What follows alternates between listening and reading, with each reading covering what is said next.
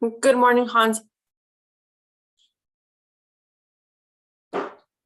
It's Danielle. Good morning, Can you hear David. me? You know what? I need to log back off and get back on mine because I'm on Wayne. Yeah, I don't think anyone's going to confuse the voice. It'd be pretty Okay. questionable. Okay. I'll be right back.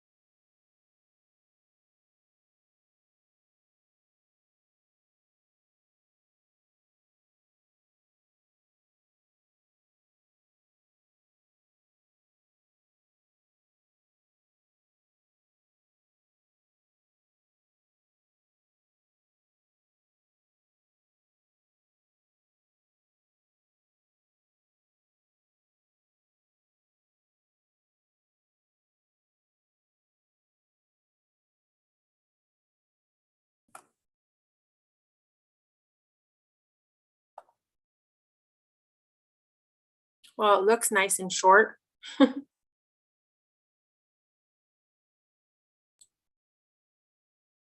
Oh, a couple more pages. Oh, okay. I was like, wow, is that it?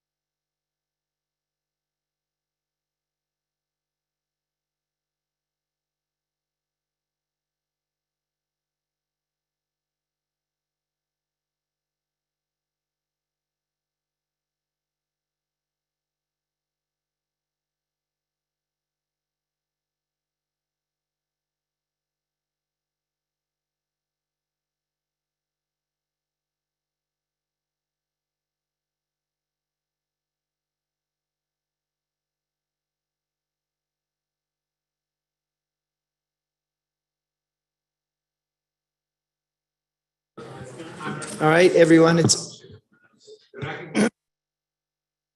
9:30. How's everyone doing this morning? Very well. All right, I want to welcome everyone to the regular weekly meeting of the New Mexico Public Regulation Commission. Today is Wednesday, June 22nd. I'd like to call this meeting to order. Judy, will you be handling the roll call and roll call vote? Yes. Good morning, Mr. Chair and members of the commission. I will take the roll now. Commissioner Byrd, I am present.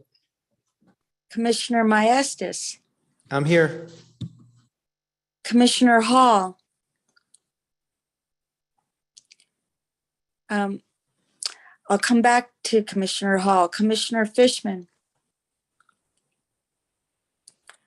I'll come back to Commissioner Fishman. Commissioner Vicente Aguilar.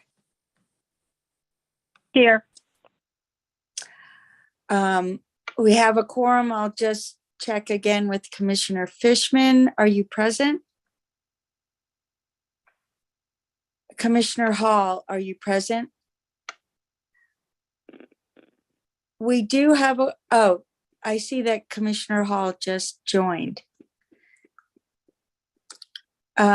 Commissioner Hall, are you present?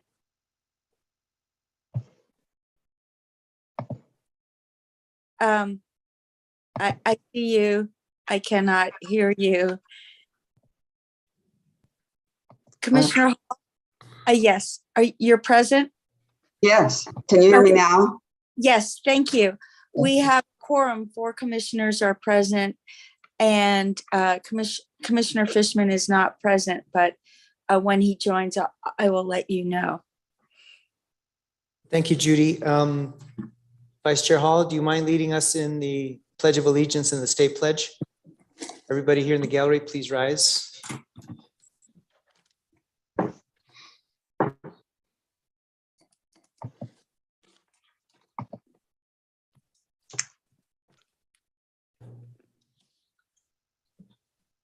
Commissioner Hall. We can't hear you.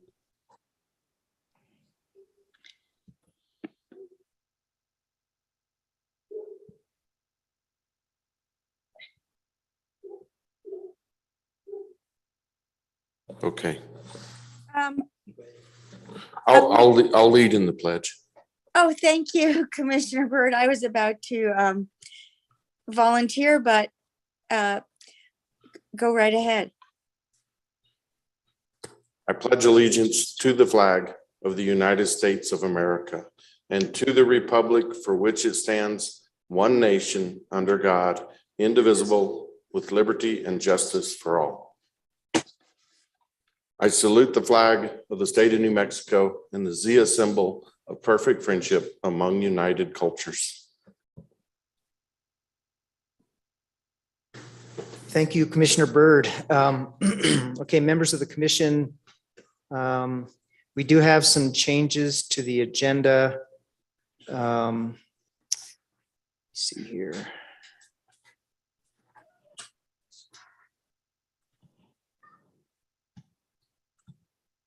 Hans, please confirm under regular action items in the matter of the investigation of Redline Oil Field Service, we're striking that, correct?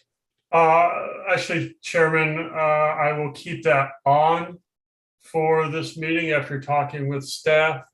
I do believe Russell intended to withdraw 18214 UT from today's agenda, however. Mr. Chair, that is correct. Okay, are there any other changes to the agenda? Okay, hearing none, do I hear a motion to approve the agenda as amended? So moved. Okay, do I hear a second? We have a motion by Commissioner Byrd. I'll second that. Any discussion on the motion? Hearing none, roll call vote. Judy? Yes. Commissioner Byrd, All right. Commissioner Maestas, Aye. Commissioner Vicente Aguilar, Aye. Commissioner Hall, Aye. The agenda as amended is approved 4-0. Thank you. Thank you, Judy. Let's move on to introduction of special guests. Hans, do we have Mr. any? Chair, excuse me. Yes. Before I go on, I just wanted to mention, it seems like my connection is stable, so I think I'll stop my video. Stay on. I will stay on, but I'm not sure I'll always be able to respond with a vote on a timely way. It's okay, but yeah, it might Frozen be or something. shut your camera off. Yeah, that's what I'm doing. All right. Right, Hans, do we have any special guests? Aside from the presentation that we will get to shortly, I have not been informed of any special guests or anyone for public comment, short of anyone that may be in the hearing room. Okay. All right, let's go ahead and move on to our presentation. We have Carlin Corey from the National Renewable Energy Laboratory. She will be making a brief presentation on the National LIHEAP Community Solar Platform. Are you on?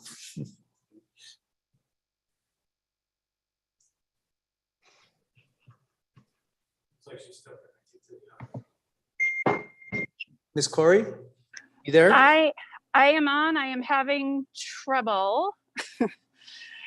Can you hear me? We can hear you. Okay. I tried to turn on my camera. It doesn't look like it worked. So I don't know if I'm going to be able to share my screen. So let me go ahead and try that. I appreciate the commission's time. And I look forward to talking to you about this important subject. Let's see. And if you have issues with that, maybe you can email your presentation to Hans and he can run your slides for you. Okay. You are now co-host, so you should be able to share screen, but if not, I'll be happy to run the slides. Okay. Let me try to, yep, now I see the icon. And I apologize, let me try my video one last time. Okay. And can you see my slides? We can. Oh, fantastic. Okay, great. Well, hi everyone. It is a great pleasure to be here. My name is Carlin Corey, and I am a mechanical engineer at the National Renewable Energy Laboratory in Golden, Colorado, just north of New Mexico. I'm here to talk about low-income customer acquisition and management and how we can ensure community solar, or really just solar for all, in an equitable way. So first, I work with the Department of Energy on the National Community Solar Partnership, which New Mexico is a member of and has been actively involved with. And so, as you know, we do a lot of great work in terms of data tracking, collaboration, both online and in person, as well as technical assistance. The NCSP has really aggressive goals, so we want to make sure that every state can meet their community solar goals. We're looking to have 5 million households equivalent, $1 billion in energy savings by 2025. So this represents an increase in community solar from 3 gigawatts to 20 gigawatts. And I just wanted to highlight, especially since New Mexico just recently passed your community solar program, and it does have a low and moderate income component. We have technical assistance that is free and it's on demand. And we want to make sure that if you have any questions as the Public Service Commission or your staff or the utilities or the communities themselves, please make sure that they take advantage of this amazing resource. We have policy, legislation, regulation, project financing analysis, outreach and engagement strategies, program design, and technical issues. So this free resource is really important, and we want to make sure that New Mexico citizens, companies, governments use it to help you address any challenges you have. And there we go. And so, as you probably know, low to moderate income community solar is expanding substantially across the United States. Almost every state that has a community solar policy also has an LMI community solar component. It comes in different flavors.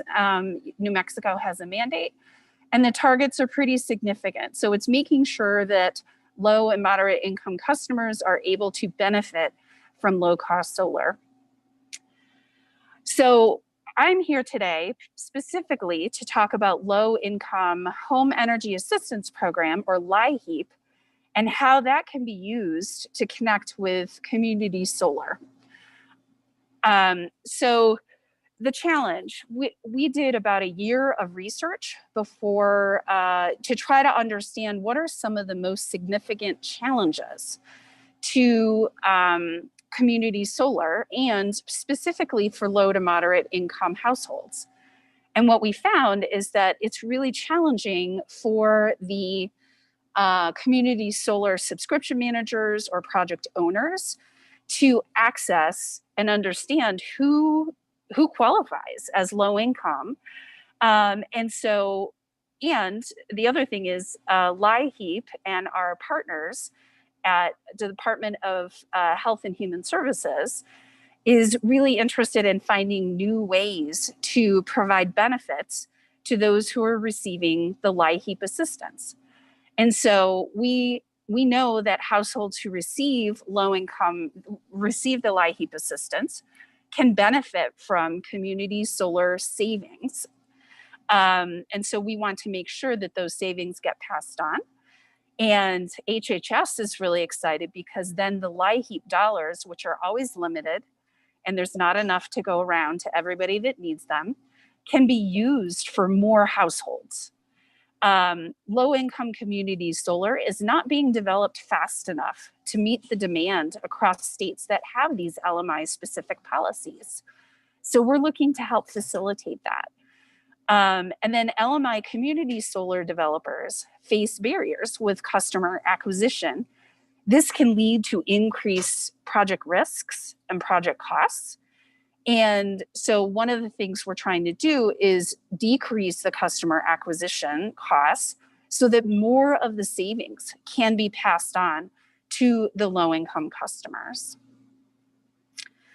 So there's a number of organizations. This is being led by the U.S. Department of Energy and the U.S. Department of Health and Human Services, as well as some of the DOE laboratories, the National Energy Assistance Directors Association, and the National Association of State Energy Officials. So what our goal is to do is to pre-qualify any LIHEAP recipients for community solar. That way, the low-income customers do not have to get income qualified yet again. And it can allow for the lower cost savings for community solar to provide a real benefit to the LIHEAP recipients. And as I stated, the hope is that the savings will be so great that they will allow for the LIHEAP dollars to go further, because it's not LIHEAP dollars that are being used at all for this program. It's just the LIHEAP low-income qualification. So how do we plan to do this? We're looking to coordinate with utilities, state and local governments, community stakeholders, and industry to connect LIHEAP eligible customers with an opt-in, low-income focused community solar subscriptions. So this program would be opt-in, and it would allow those low-income customers who are interested in participating in solar to get access at a lower cost, a net savings, to what they currently get from their utility. So here are the main goals of the platform. And I should say the reason I'm here today is there is a memorandum of understanding because we are looking to work with pilot states. We would love to have New Mexico as one of the pilot states supporting this program, because we want to design this, want to design a software bridge that would allow, that would really protect consumer PII. Protecting consumer information and data is vital to making sure that this platform makes things easier and doesn't create new headaches. And what we hope to do is have a bridge platform between the LIHEAP recipients and the community solar subscription management system, the utility, et cetera, where the minimum amount of data is provided in order to qualify the low-income customers. And so the goals of the platform are to lower customer acquisition costs, again, so that those savings can be passed on to the low-income customers, lower household energy bills and burdens. We are setting a goal of 20% savings compared to what they otherwise would have paid, and or compared to rooftop PV solar. Increase investor confidence by having a program that is partnered between Department of Energy, HHS, and the various states.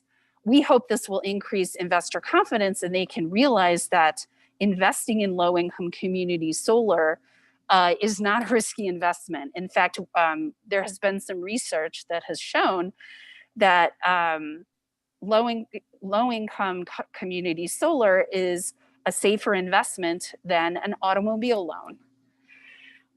We also want to expand the low-income community solar market.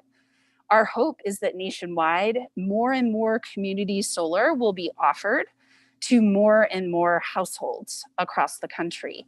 This will expand the potential and expand and accelerate clean energy deployment. And finally, we're hoping to create clean energy jobs. If enough of these programs are done in a region, maybe, we hope, and we have some other programs designed to help stand up new businesses who want to develop community solar in multiple jurisdictions. And we hope to help support that as not only the installation, but also the operations and maintenance as well. So there are some key considerations. We need to ensure participant privacy and data security. We've had a number of conversations with different states, including New Mexico, and data security is paramount to making sure that we do not create a new problem for low-income customers. We want to create a solution that will make it easier and more cost-effective for them to access solar. We really want to make sure that we verify bill savings for LMI participants. And there are a number of states who have requirements for bill savings. So we're going to look across the best practices, and we will make sure that we utilize the best practices so that we can verify bill savings, and those 10, 20, 30, even 50% savings in the District of Columbia are real and are passed on. Another consideration is integration with utility billing and or community solar subscription services. We have heard that receiving two bills can be very confusing and can really be challenging. If it can be a unified single bill where the community solar subscription is included on the utility bill, that is simpler and more elegant and much more understandable by the community members and the households. We also want to make sure that we can meet the needs of diverse stakeholders. NREL has a tradition, and we have worked with Native American tribes and Alaska Native villages and pueblos in New Mexico for 4 decades at this point. And so we're not looking to just look at the, New Mexico IOUs, but we're looking to focus on co-ops and munis and tribes as well. We want to make sure, this program will be opt-in, as I mentioned. So it will be something that the consumer can choose if they so want to.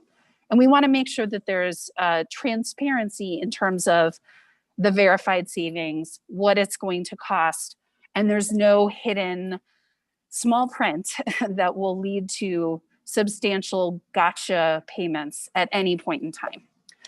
And finally, we want this to be an excellent customer experience. Let's see if I can move on. Okay, so the last thing I wanted to say is that, and this slide has some language that I will change in the final version, but I was having internet issues this morning. But really the thing to know is that HUD, there are some, I guess the thing I really want to say is there are 2 jurisdictions that have requested and received the ability to pass on savings from community solar to the relevant LMI households. And it will not be counted against their LIHEAP or HUD allowances. And then DOE wants to work with states, and we are going to prioritize those pilot states who sign the Memorandum of Understanding and join us as we try to create this software platform and test it with the pilot states. And so we would love for New Mexico to work with HUD, and DOE will help with that. So that is really my presentation. There are some additional slides in case that is needed, and I'm looking forward to any of your questions. Okay, thank you. Any questions regarding the presentation and this LIHEAP pilot program?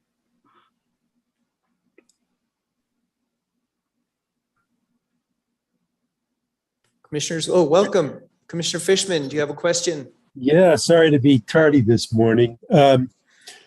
So I was just noticing you were saying on your slide, the idea of, and emphasizing the idea of one bill is a lot easier.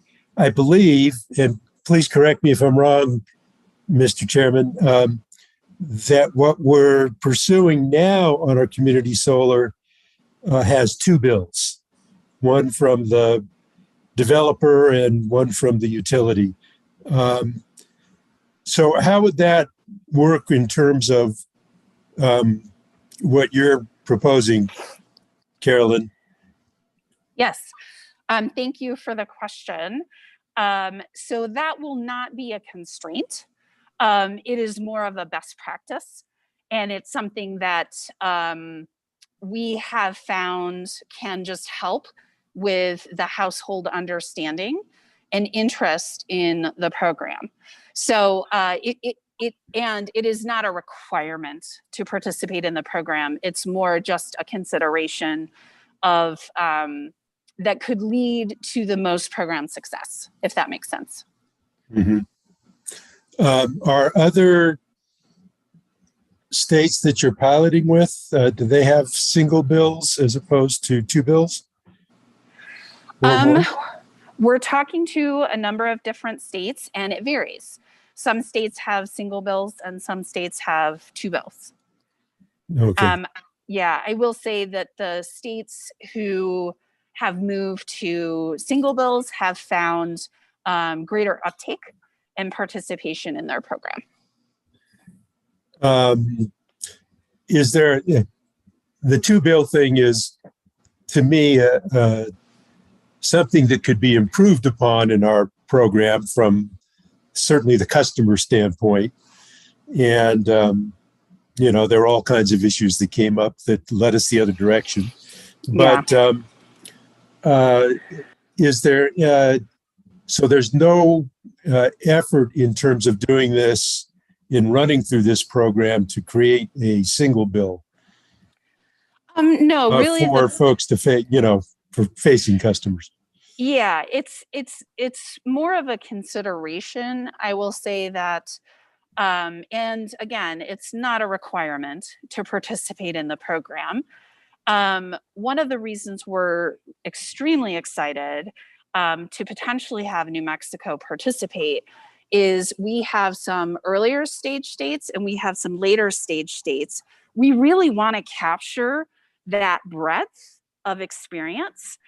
And having New Mexico participate, I think you would bring a new viewpoint that would help us build better software in order to make sure that we are considering things from the Southwest, considering things for how things work in New Mexico. And New Mexico is going to ask some questions that have already been determined and decided in other states that we might need to leave some optionality in the software so it can actually work for other states. So in reality, we are particularly interested in having New Mexico join us as a pilot state in this venture. There's a lot of agencies that are involved in this effort.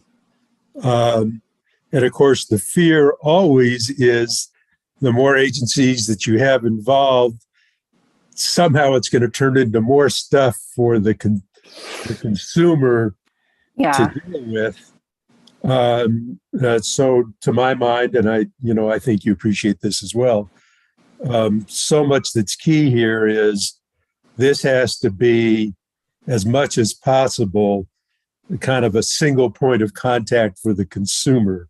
Yes. With as little, new stuff thrown on them as possible. And ideally, what it should be doing is actually eliminating stuff that the consumer has to face. Yes. Have you in what you're doing so far, have you been able to achieve that, and how has the coordination been going? Great question. So far the coordination has been going well.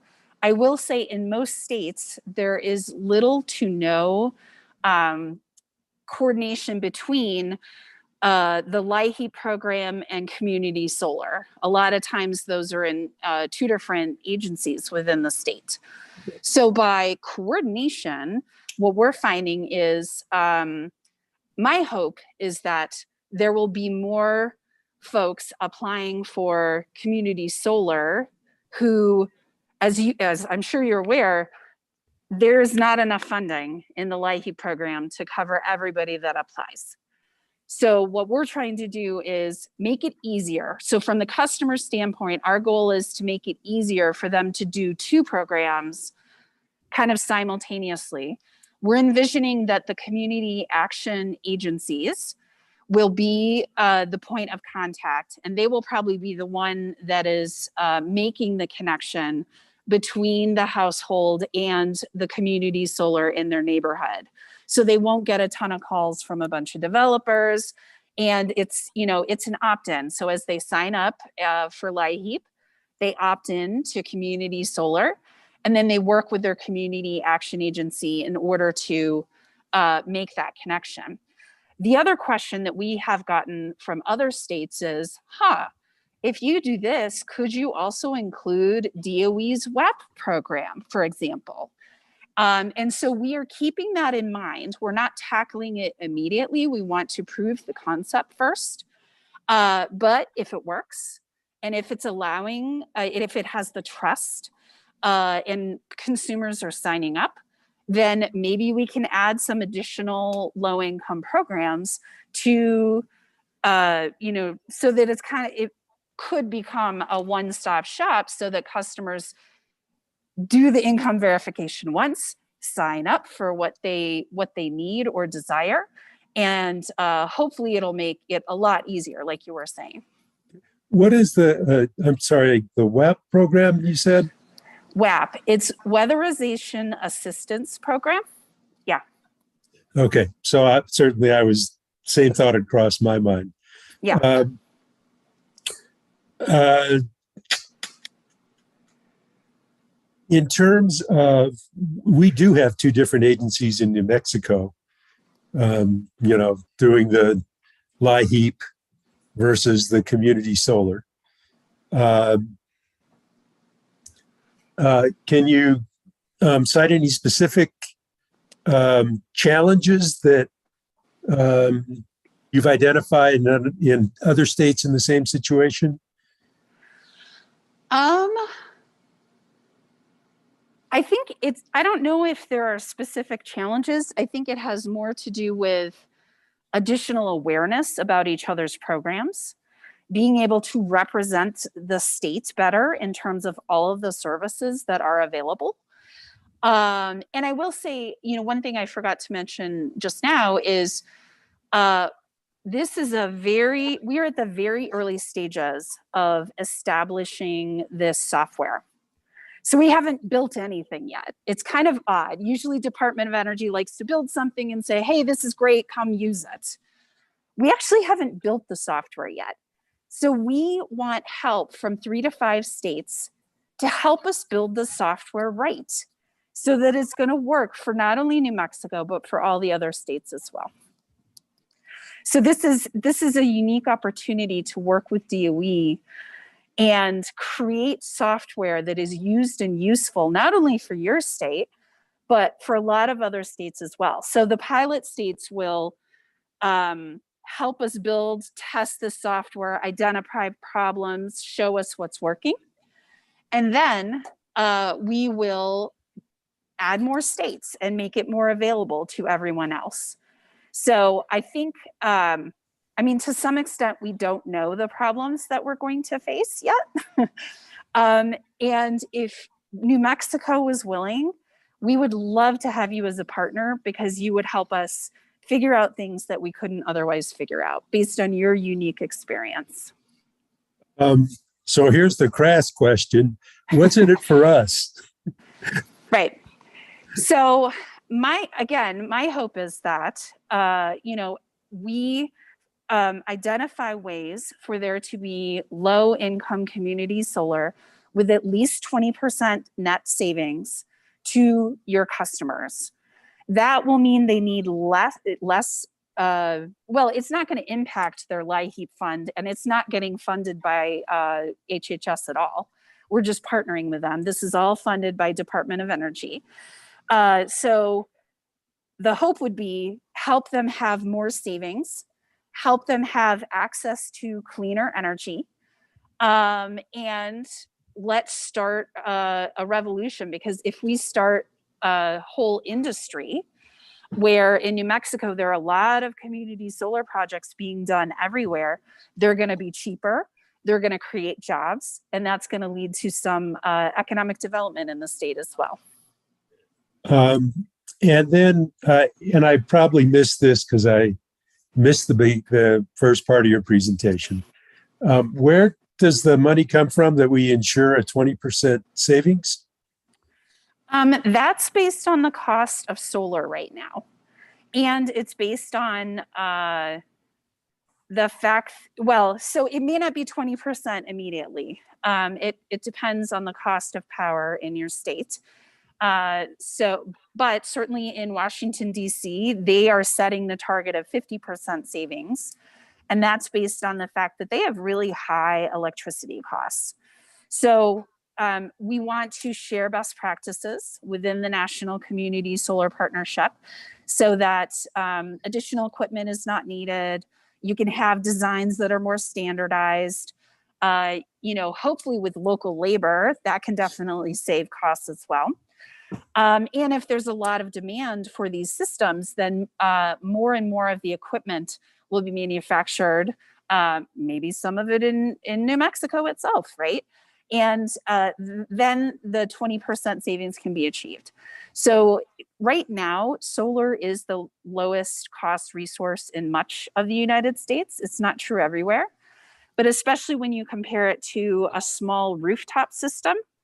If you do a 1 through 5 megawatt community system, you get some economies of scale in terms of your inverters and the installation and whatnot.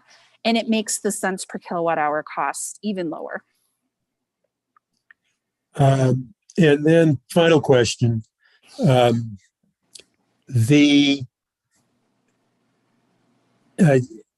What is, explain to me the major advantage in terms of contacting LIHEAP and low-income customers that developers gain if we choose to participate in this program? Yes. Well, in most states, including New Mexico, there is a low income component. There is a mandate that a portion is for low income customers. The developers, in talking to them and interviewing them, they don't know who these customers are, and they have no way to identify them. And so, and what we've seen in other states is it becomes very challenging then to know where to go in order to fulfill this requirement.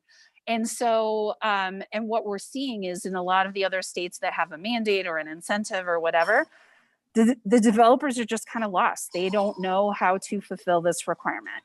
So to the extent that New Mexico is committed in providing community solar and savings for low-income customers, we believe this program will help them. And again, you know, we're thinking right now that it's the community action agency that would interact with the developers so that the individual households don't get bombarded. They would know that this is a, you know, a solid developer with a good track record and would fulfill the savings, and because the savings would have to be verified. Okay, so, and I guess this is my last question. You just have to say yes or no. So essentially what's happening is we're preserving the confidentiality for the customer, yet providing a point of contact between the developers and the LIHEAP customer that otherwise would not exist. And that's how we can, you know, our 30% goal per project of low income is pretty aggressive. Yeah. And it is a challenge. So that's the connection advantage that we gain through this. Yes, exactly. This will facilitate you meeting your goal. Okay. Thank you very much. Appreciate your concise answers. Thank you. Appreciate your questions. Good questions, Commissioner Fishman. Anyone else have any questions? I have a few, but I'll defer and see if any other commissioners have questions. Mr. Chairman. Yes, Commissioner Vicente Aguilar. Thank you. Good morning, everyone. This presentation, what does it call for besides describing what your intent is? What is the action? What is the action today? The action today is we are asking for the states. We are asking New Mexico to be a pilot state with us in helping us develop and test this software so that it will be used in New Mexico. Whoever joins us first will have access to the software in order to help their community solar projects meet their LMI goals. In addition, and so we're asking New Mexico to be a pilot state, and we have a memorandum of understanding that I understand would need the commissioner's approval in order to participate. So I guess I'm asking for you to sign the MOU and to participate as a pilot state. If being a pilot state and getting access to the software early is not of interest, we also have advisory states as well. However, with New Mexico's position of having a new community solar program with a new LMI requirement, it is our preference for you to be a pilot state. Does that answer your question? Yes, thank you. I'm not sure if you understand that the reason why New Mexico Community Solar was an initiative to make, with the new legislation and the new law, is that this belongs to New Mexico.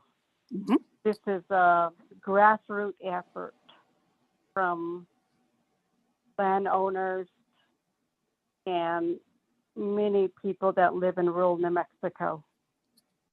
I don't think they realize that there's going to be companies that are going to be coming in asking for their privacy information. That was not the intent for the establishment of community solar. And that is not I the think- intent of this software. I sorry for interrupting. I did not realize you were done. You were not done. So, and I think New Mexico residents are proud that this is a new program that's going to be planted and it's going to grow and it's going to be, they will have an input as far as their streams of income. They would like to have a dialogue with developers and many organizations, they want to assist lower income families. They know where the pockets are. And I don't think community members living in rural New Mexico is ready to unleash their data information at a national level. We're not prepared for that because community solar just passed recently. And that's the difference with, I think, the way I understand the people that I speak to here in New Mexico, they are proud of this new legislation. They're proud of the new law, but they want to make a difference with all the earning dollars that's going to be in the process. I'm talking about the landowners. I'm talking about the industries. I'm talking about the partners. They all want to be part of the circle of a dialogue. I don't think we are prepared. And the other important part is that we do not approve utility companies' customer information instantly. We do not work that way. We ask, this is a proposal. These companies are coming in. They're looking into details of the customer's information. We converse with all the utility companies and the co-ops. Is this something that is going to be granted? Is this something that's going to be facing a challenge? We work with all the utility companies.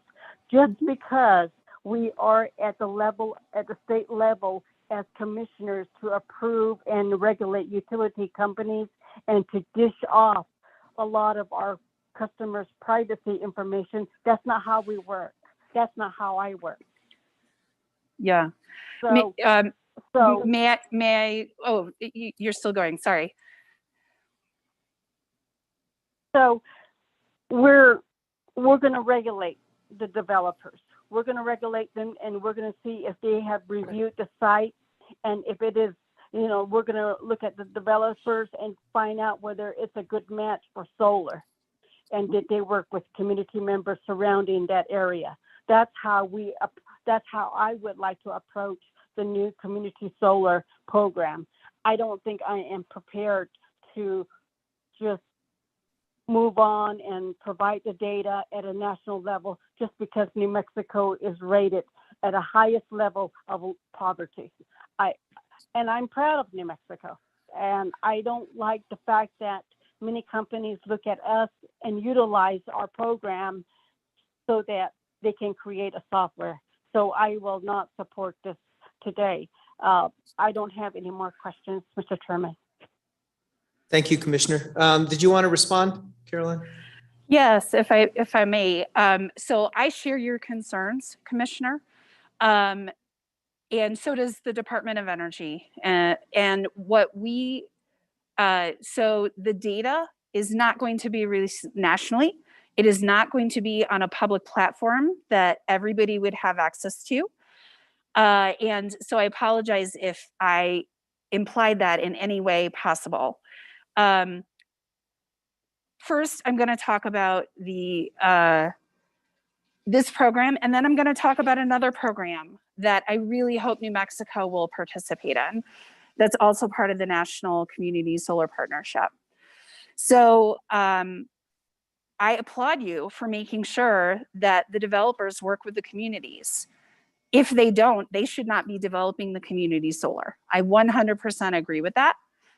And it is something where we're like this software, the design of it is to just allow that if a low-income customer is a LIHEAP recipient, they are then allowed to opt in to community solar as a low-income customer. That's really what this software is about. It is not software that's being developed by a private entity. It is software being developed by the Department of Energy and HHS, because we see this as a need, and some states may not be able to have other ways to identify who their low-income customers are. So we're just trying to bridge that gap and make it easier for the low-income customers to have their data protected, to not have it released nationally, and to have it only be released to those community action agencies who are run by the state, who are local and know the people, and then they are able to match and say, well, these look like they are relevant community solar developers. They want to work in your area, and you feel free to talk to them, and if you don't like them, I'll help you find somebody else.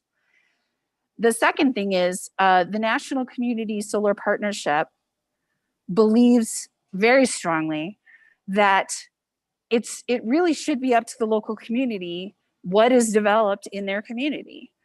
And so one of the things that we are doing is creating a learning lab. And that learning lab, we're creating a whole credit-ready marketplace. And the marketplace has many different components so that all of those really excited members of your different communities can figure out and know definitely and get it's not really certification because Department of Energy can't do certification, but can get the trust that these community members will learn the skills that they need to, so that they can develop not only one community solar project, but multiple community solar projects throughout New Mexico. And so it includes technical assistance. It includes a learning lab, which is going to walk through what do the finances look like? What are the technologies? How do you get the engineer together to develop it? And it's going to walk them through. And then once they have finished the learning lab, the investors who we're also working with are going to feel more confident that they can move forward working with this new developer who hasn't done it before. And so, and we've gotten from the lenders, what are the specific requirements that they need to feel comfortable moving forward and working with new community solar developers. So our hope is that we will get more community-based organizations, more tribes, more intermediaries who are nonprofits that want to help a region that they know incredibly well, better than we ever will, do what they want to do in the way that they want to do it. We are going to be launching that in September, and we are looking for partners to join on that as well. And my hope is that through these two efforts, we'll be able to allow for those community members or those small nonprofits or community businesses And in my hope, particularly LMI entrepreneurs themselves, to move forward and be able to create a new business so that they can develop community solar. I didn't cover that in my presentation, but it is a very important thing that we're working on as well. Thank you, Carolyn. Any other questions, Vice Chair Hall? Yes. Very nice to hear this presentation, Miss Corey. And I apologize. I'm going to ask a question, and I hope it hasn't been asked before, but may have while I was troubleshooting my internet. What's the duration of the pilot study? How long does it go on? That's a great question. So our goal is for the pilot to last 6 to 12 months, depending on how the software development goes. It would allow us to kind of work out some of the bugs, make sure that the components that New Mexico needs are in the software, that we are maintaining data privacy, because that is paramount. Making sure that only the whatever data is in there. I mean, first of all, we want to have the minimum amount of PII in there. We don't need to have anything like social security numbers or income statements or we don't want to have any of that. We just want to know these folks are qualified under low income, under the LIHEAP program. We will need some utility usage information just to, so the community action agency can organize and make sure that they get matched to an appropriate community solar project. And then after that, we will look to engage with more states, have it roll out, and have it be used and useful for a lot of states nationwide.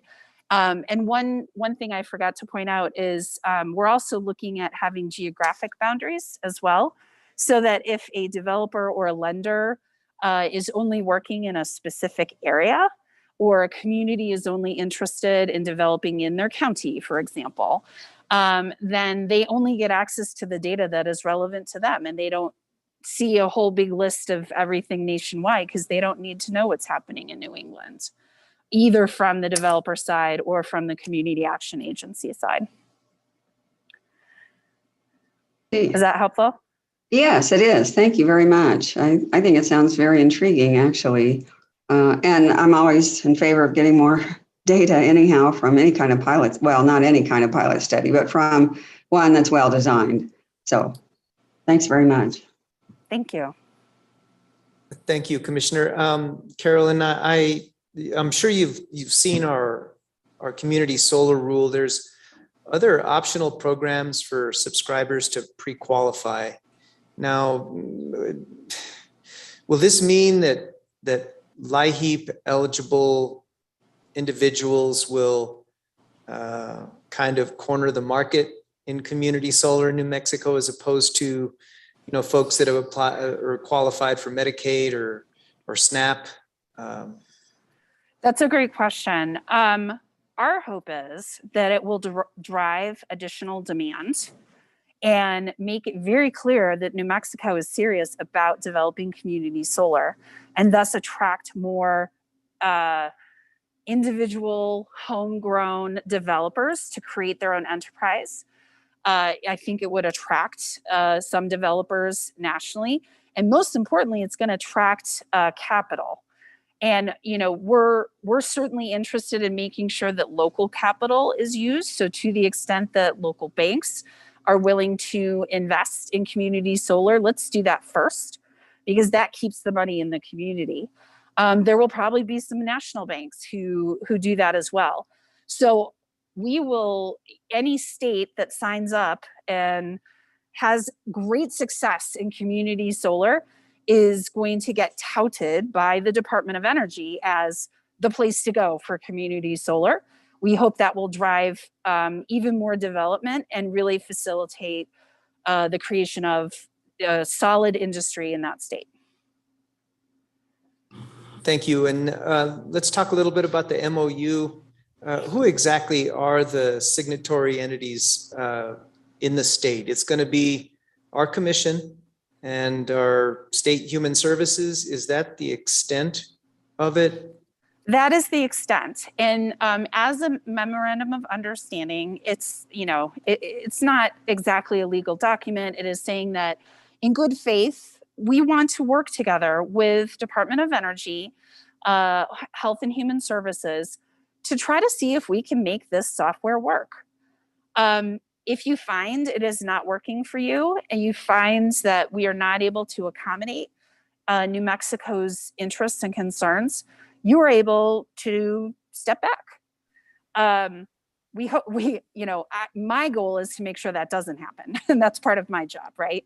Make sure that your needs are heard and addressed so that we can create a software that not only works in New Mexico, but works in the other states who sign up for the pilot, and hopefully that will ultimately work for all the states in the nation. Because again, to the extent that we want to make sure that community solar is developing and thriving in New Mexico. And there have been questions about these other programs like SNAP, et cetera.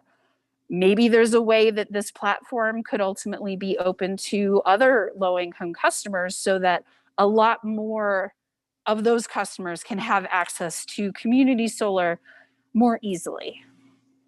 We have to prove it first. So that would be our first goal. It's just with LIHEAP recipients.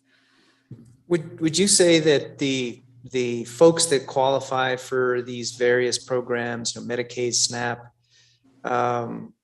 is it more of a transient group of individuals, as some, may qualify and then they're no longer qualified?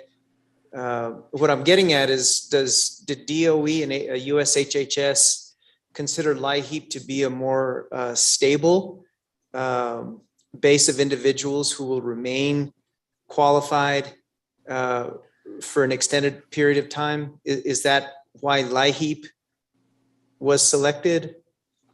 I can't directly answer that question. I do know that there was a real desire to help those who have not had any access to clean energy at all. They're getting left behind. And so I do know that the DOE is particularly interested in making sure that the LIHEAP recipients, which are the folks who are struggling the most, get access to community solar. So that I think was the driving force. I don't know if it had to do with, people coming on and off and on and off. To be clear, I think any community solar project or portfolio is likely going to have some low-income customers and some non-low-income customers. So if people, end up switching back and forth based on other programs, that's okay. We really need to look to the states to provide the guidance in terms of those communities who qualifies to meet your low-income requirements. And the requirements are different on a state-by-state basis. New Mexico has it on a project-by-project basis. Others have it on a percentage of all of the projects basis. So we're going to have to build the software to be flexible enough to be able to accommodate all of the different options that states are have in place or are pursuing. Thank you. And just a few more questions about the MOU. You have a June 23rd kind of deadline to secure pilot states. And, we're working on achieving some kind of buy-in from our Human Services Department. Are you flexible on that deadline? We are a little flexible. And I would say even if just the commission were to sign, that shows a really strong indication that New Mexico is interested in participating. We're looking to make an announcement publicly through a press release by the Department of Energy in mid-July. So we have a little bit of flexibility. I would say, if you're able to sign it and your state HHS is not willing to yet or needs more time, or maybe I need to come and talk to them as well, we're going to accommodate what is going to work for you. But we are hoping and targeting to have an announcement in mid-July if we can. And, who knows, maybe our commission action will convince our Human Services Department to participate. So Carolyn, I understand we do have at least one representative from our Human Services Department that's tuning in. What would you like to say to them about this program? Well, I guess I would like to say that the Department of Health and Human Services has been a true partner with the Department of Energy in terms of recognizing the need for and the benefits for LIHEAP recipients. And so I hope that New Mexico will be favorable in joining us on this journey to develop and design this software so that a LIHEAP qualification will automatically qualify these households for community solar through an opt-in program. And I think that, the two things are, it's an opt-in program, it's not a requirement. And we need everybody's help making sure that we design this to be lock safe to protect the data. We want to protect the data of the individuals and the households. That is paramount for success. Okay, thank you. Those are all my Mr. Chair? questions. Yes, Vice Chair Hall. Stay just on audio.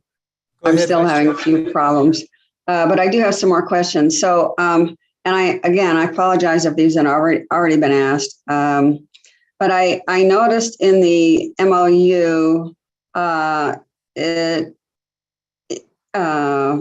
my understanding is that your consortium of that your collaborative team is creating this platform, but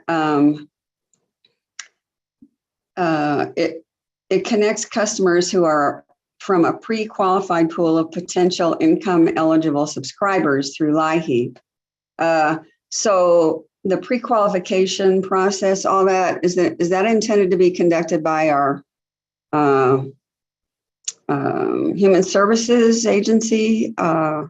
No, the goal is that the pre-qualification process happens already under LIHEAP. So there's no reason to do it again for community solar.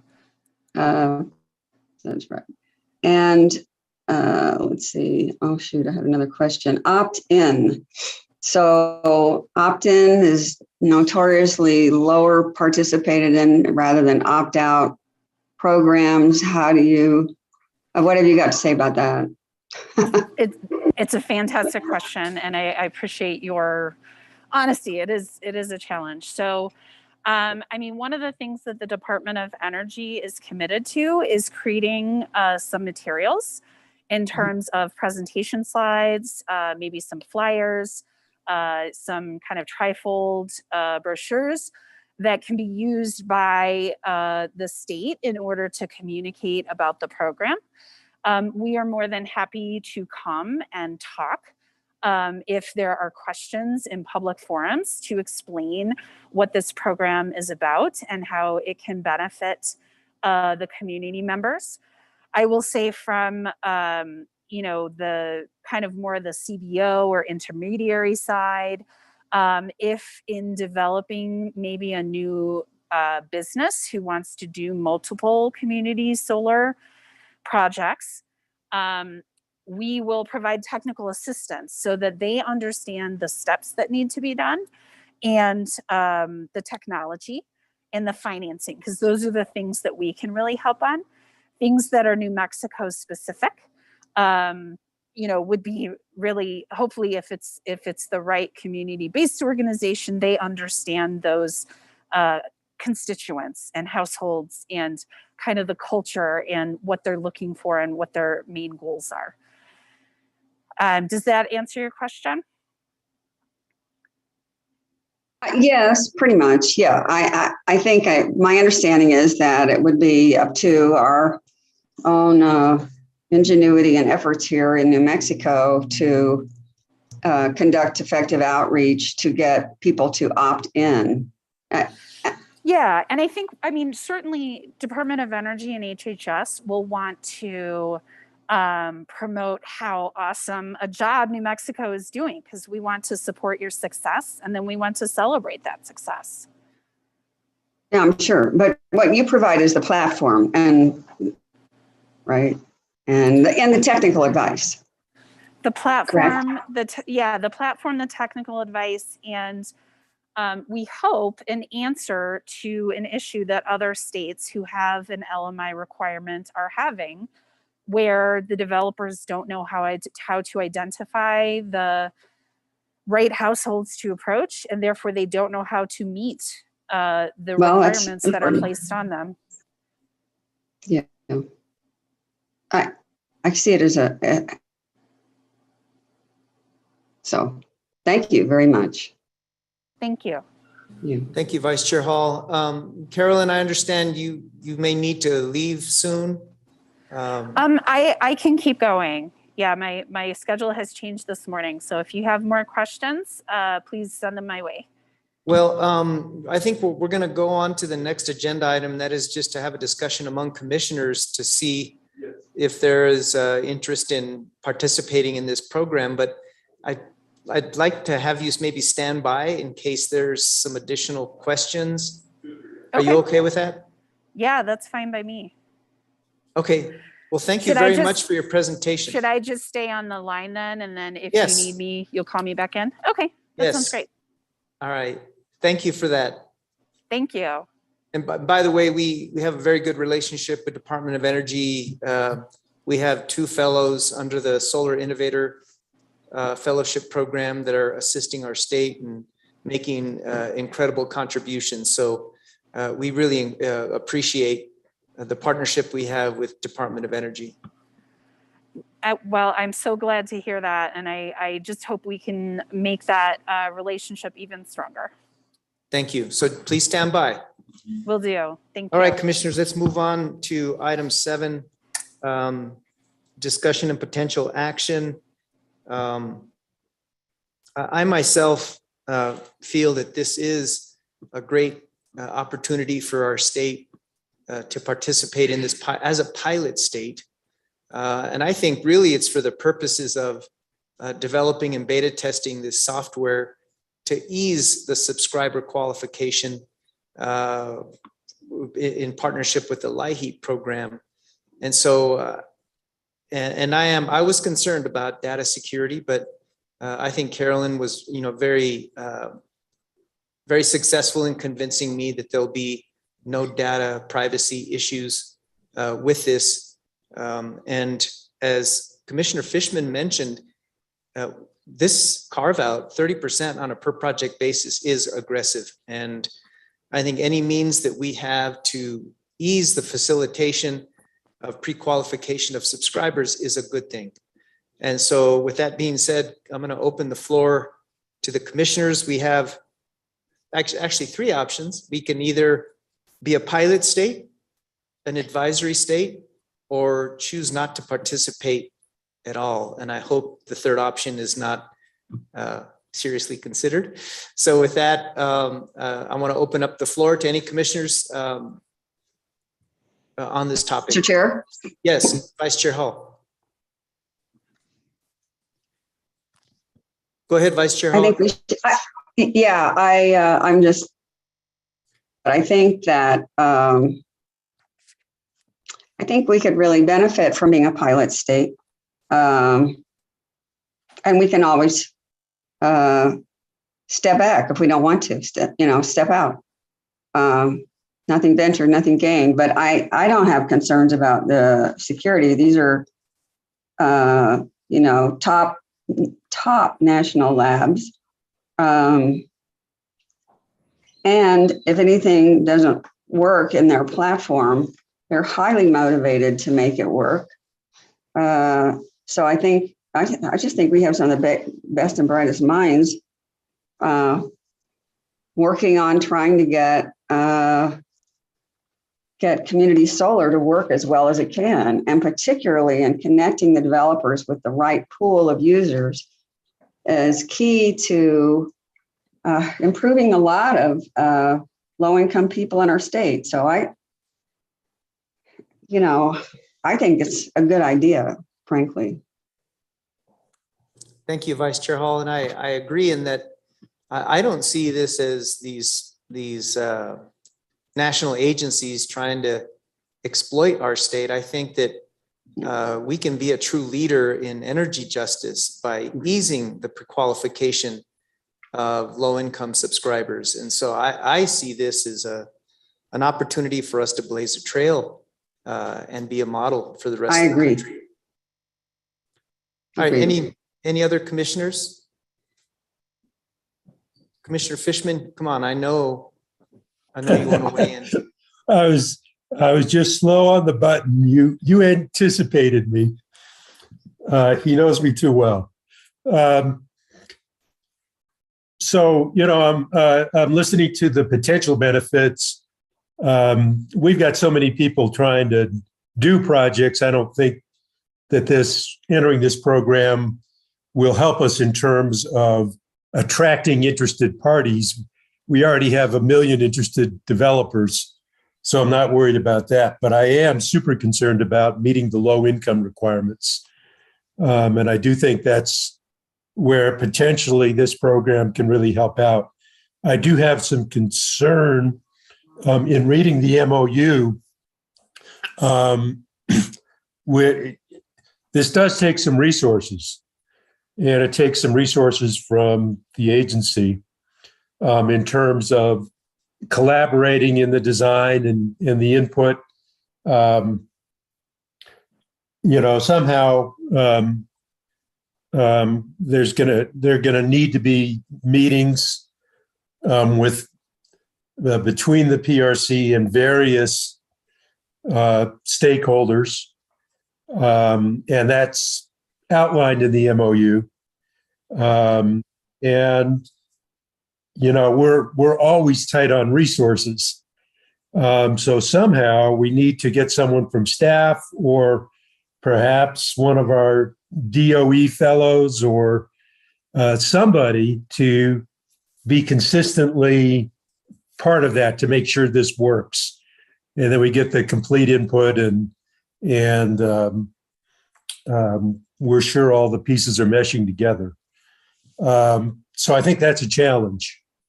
But I tend to agree with you, Mr. Chair, and Commissioner Hall.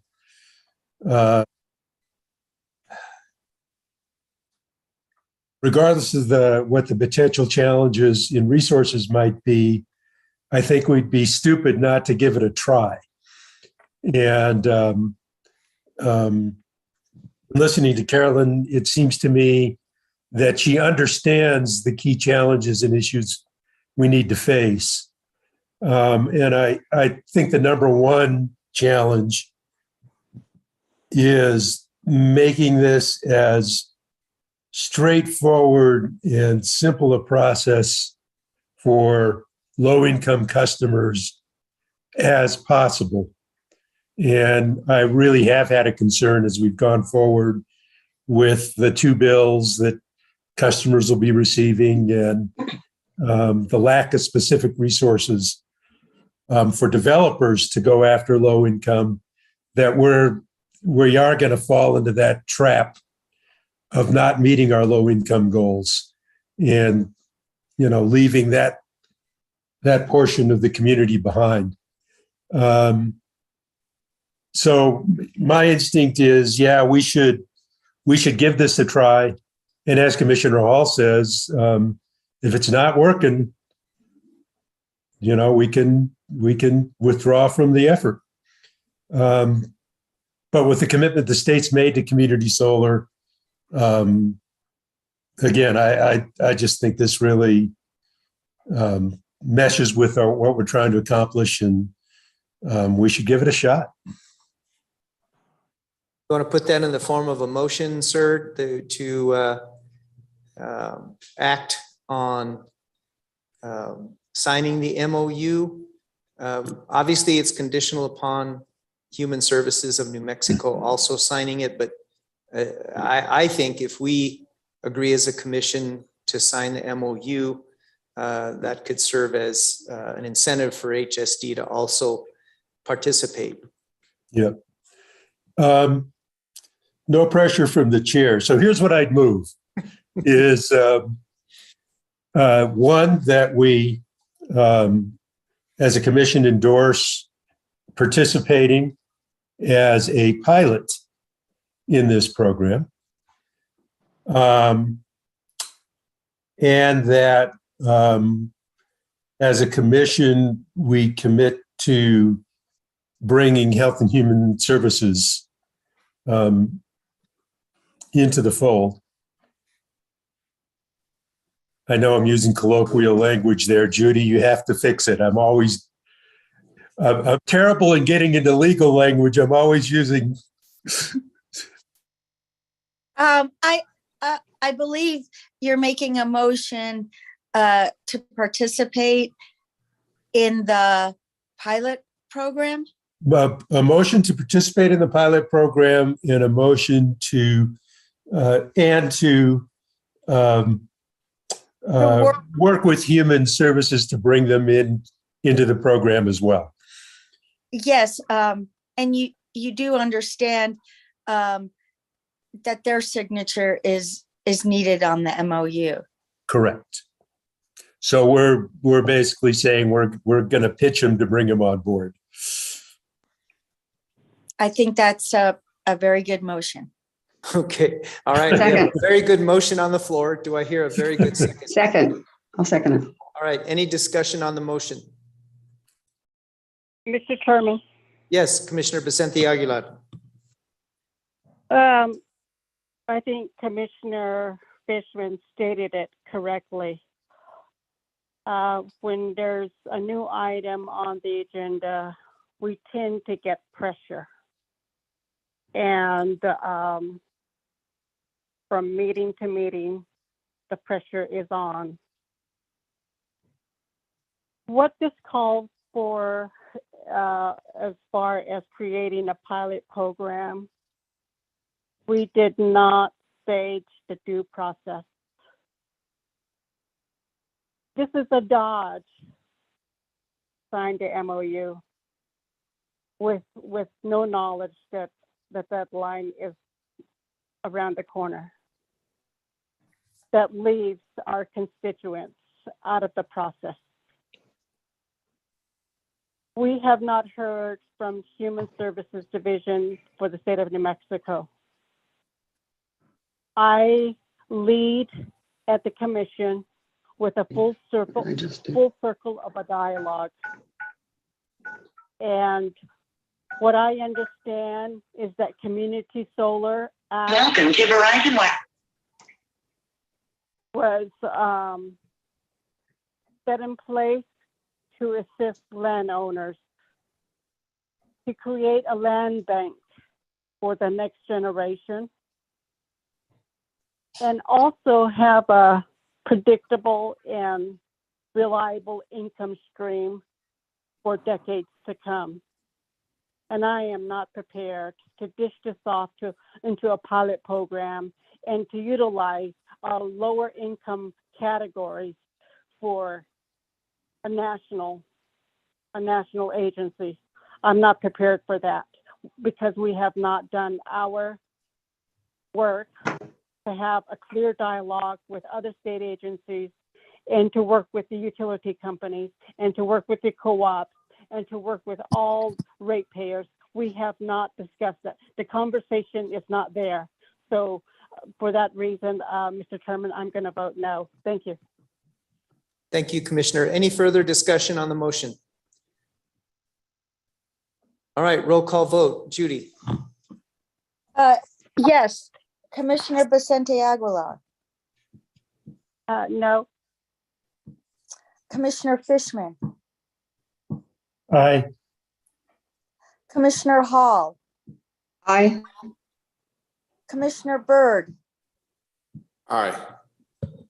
Commissioner Maestas. Aye. The motion passes 4-0. Mr. Chair? 4-1. Yes, Commissioner Fishman. 4-1, sorry. Oh, I'm sorry. It's corrected. 4-1. Go ahead, Jumped in Commissioner. there awfully quick, Judy. Sorry. Carolyn, are you still on? Yes. I am, yes. So I just wanted to make a comment to you.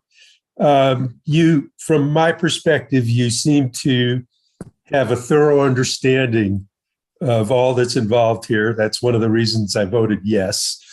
And you understand what's at stake for the various stakeholders. So I'm glad you're working on this.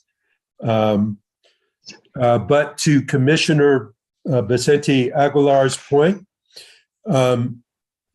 we do, as we go forward with this process, and I saw this intent in the MOU, by the way, we do need to be very inclusive.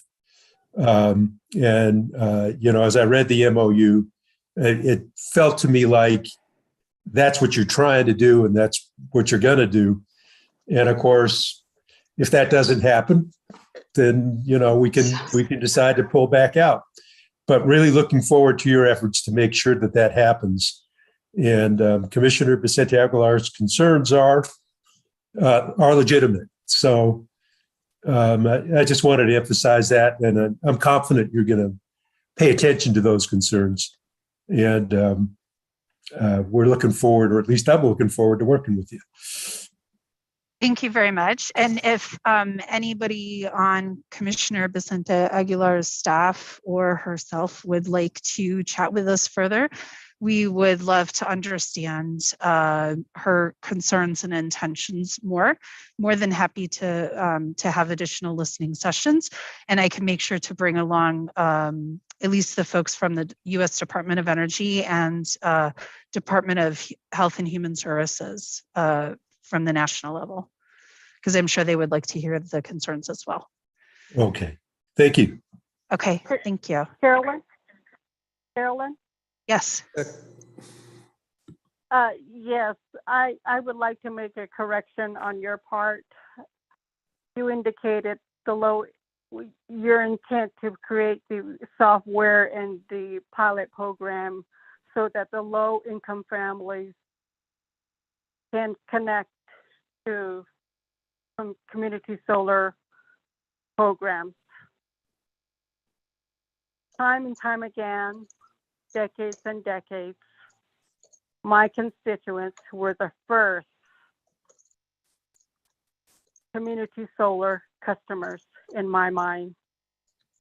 They built their homes with adobes. They did not use electric. They didn't use industries such as coal-fired plants to heat their homes. They built their homes so that the sun rays reached the homes and to utilize it and to grow their corn and plants and raise their animals according to the solar system. So it is not right for someone from out of the state of New Mexico to tell us that we do not know how to connect with the solar system. And that will be my final comment. Thank you. And I apologize if I said the words that the constituents in New Mexico do not know how to use solar. That was not my intention at all. So I do apologize if that is what I said, or if that was what I implied. What I was talking about was more the spirit of the policy that was passed recently in New Mexico, where the developers, according to experience in other states who have a particular set aside for LMI customers to benefit from the low cost community solar, is they're having trouble identifying who those customers are in order to provide them with the lower cost community solar. That was all that was intended. I certainly did not mean to offend, and I do apologize if I accidentally did that. Well, thank you, Carolyn. We really appreciate you staying on after your presentation. And I have high hopes. Perhaps our action today to be a signatory to the MOU will hopefully convince our Human Services Department to also participate. Great. Well, thank you so much. I appreciate the commission's attention to this and look forward to partnering with you and hearing more of your stories and understanding the New Mexico perspective, because that's going to help us provide you with software that will meet your needs the best way possible. So thank you so much for your time today. Thank you. Have a good day. You too. All right, let's go ahead and move on to consent action items. Did I miss something? Oops. Yes, sir. All right, let's go on to item 8. Thank you, Commissioner Byrd. Consideration and approval of prior meeting minutes. Commissioners, you have the minutes of the June 1st, 2022 open meeting. Do I hear a motion to approve as presented? So moved. Okay, we have a motion by Commissioner Byrd. Do I hear a second? I'll Second. second that. Second by Commissioner Fishman. Any discussion on the motion? Roll call vote, Judy. Yes, Commissioner Byrd, Aye. Commissioner Maestas, Aye. Commissioner Vicente Aguilar, Aye. Commissioner Hall, Commissioner Fishman. Aye. The motion passes 4-0. Thank you, Judy. Let's go ahead and move on then to item 9, consent action items. Before we have the captions read, do I hear a motion to approve the consent agenda as presented? So moved. Okay, we have a motion by Commissioner Byrd. Do I hear a second? Anyone? Second. Second. Second by Commissioner Fishman. All right. Judy, will you be reading the Yes, case numbers and captions? Okay, please go ahead. we have 22-00131 TRM in the matter of the application of BRT Enterprises LLC DBA Blue Raven Transport for a certificate to provide general taxi cab service. Potential order regarding application for certificate. We have 22-00133 TRM in the matter of the application of Eunice Fire and Rescue for reissuance of a certificate number 12493 to provide ambulance service. A potential order regarding application for reissuance. Next, we have 22-00134 TRM in the matter of the application of City of Rio Rancho DBA Department of Fire and Rescue for reissuance of certificate number 13394 to provide ambulance service. Potential order regarding application for reissuance. We have no consent utility matters. We do have a pipeline matter. We have a pipeline matter. Is that on consent? Yes. Okay. Then we have pipeline matter 22-00100 PL in the matter of the approval of pipeline safety fees for fiscal year 2023, potential order adopting staff petition review. Thank you, Judy. Commissioners, we have a motion and a second on the floor to approve the consent agenda as presented. Any further discussion on the motion? Okay, hearing none. Judy, roll call vote. Yes, Commissioner Fishman, Aye. Commissioner Vicente Aguilar, Aye. Commissioner Hall, Commissioner Byrd, Aye. Commissioner Maestas. Aye. The motion to approve the consent agenda is approved 4-0. Commissioner Hall, are you there? Yes. Has she stepped out, Judy?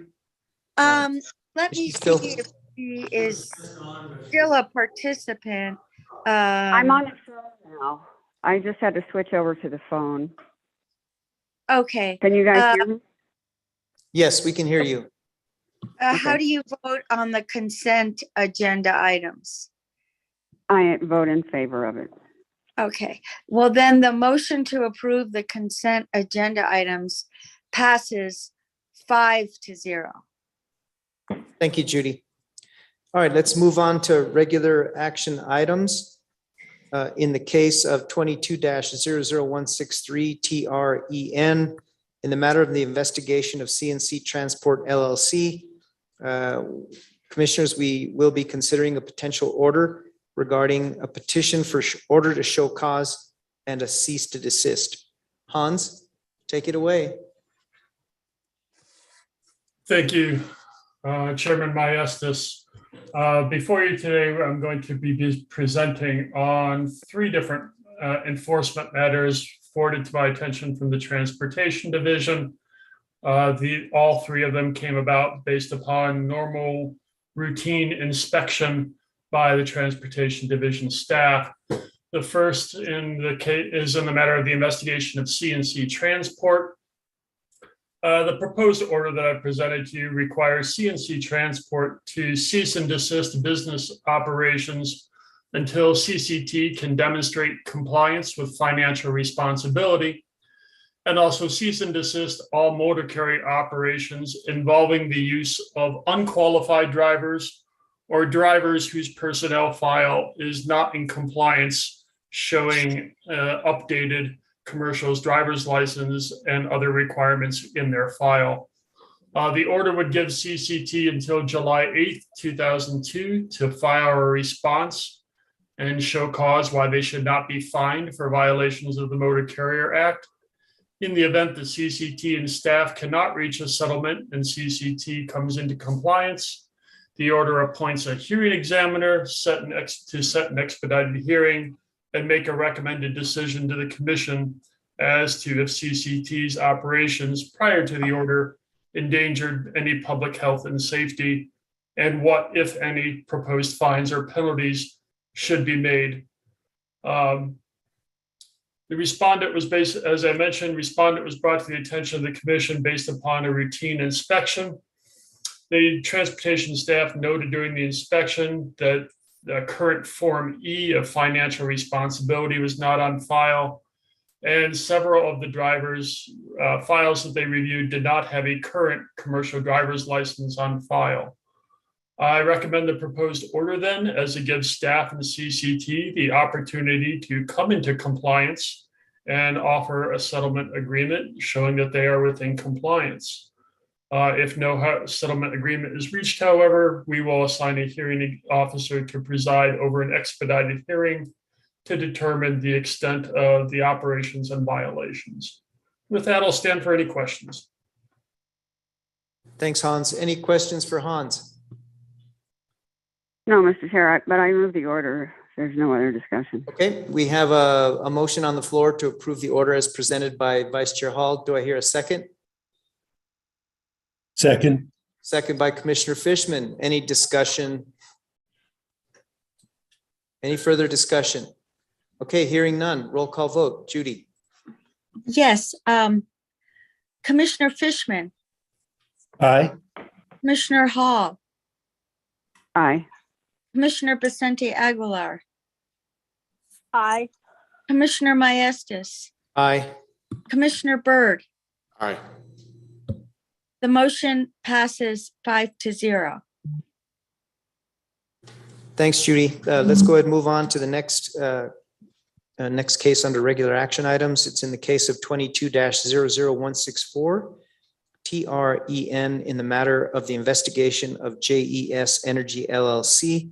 Commissioners, we will also be acting on a potential order regarding a petition for order to show cause and a cease and desist. You're up, Hans. Thank you, Chairman. Once again, the respondent, JES Energy LLC, was brought to the attention of the commission based upon a routine inspection made by the Transportation Division. Transportation staff during the inspection noted that several of the drivers did not have current commercial driver's license on file or Department of Transportation physical requirements on file. In order to come into compliance, then the proposed order requires JES Energy to cease and desist any operations involving the use of unqualified drivers or drivers whose personnel file is not in compliance with those non-compliant documents missing, including the commercial driver's license. The order would give JES until July 8th, 2022 to file a response as to show cause why they should not be fined for violations of the Motor Carrier Act.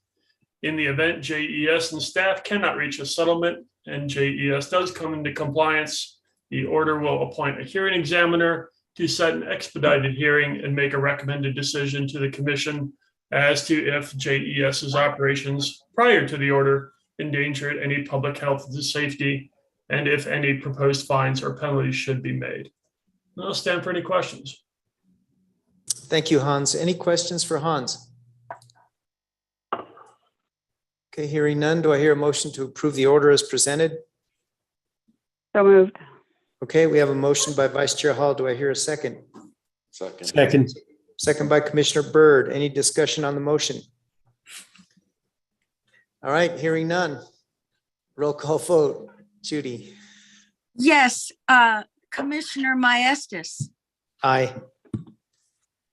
Commissioner Hall, Aye. Commissioner Vicente Aguilar, Aye. Commissioner Byrd, Winner, winner, chicken dinner. Aye. Now I can't go on. Now I forgot who I need to call. Oh, no. That's me. Okay, Commissioner Fishman, I don't understand my fellow commissioners sometimes, but I nonetheless. the motion passes 5-0.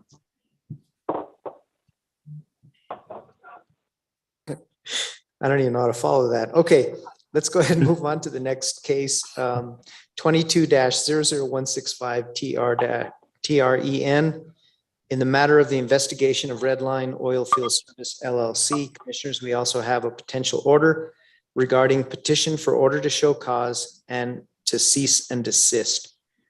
You're up again, Hans. Thank you, Chairman.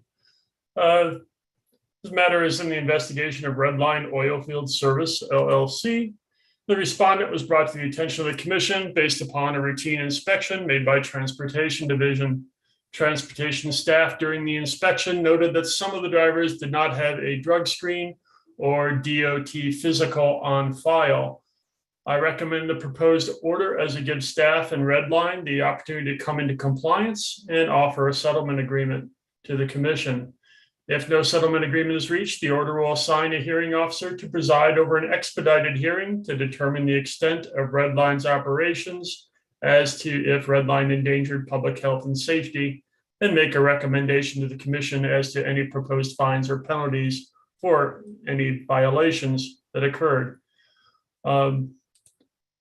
Proposed order then would give Redline Oilfield Service required then to cease and desist all motor carrier operations involving the use of unqualified drivers or drivers whose personnel file is not in compliance.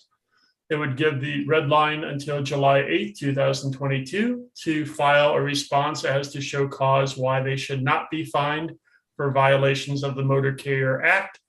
In the event Redline and staff cannot reach a settlement and Redline comes into compliance, the order appoints a hearing examiner to set an expedited hearing and make a recommended decision to the commission as to if their operations prior to the order endangered public health and safety. And with that, I'll stand for any questions. Thank you, Hans. Any questions for Hans? No, Mr. Chair, but I move the order. Okay, I second. we have a I got motion by beat Vice out Chair Byrd. Hall and a second by Commissioner Fishman to approve the order. Any discussion? Any further discussion on the motion? All right, hearing none. Judy, roll call vote. Commissioner Hall, Aye. Commissioner Fishman, Aye. Commissioner Vicente Aguilar, Aye. Commissioner Byrd, Aye. Commissioner Maestas. Aye. The motion passes 5-0. Okay, it's 11:10 right now.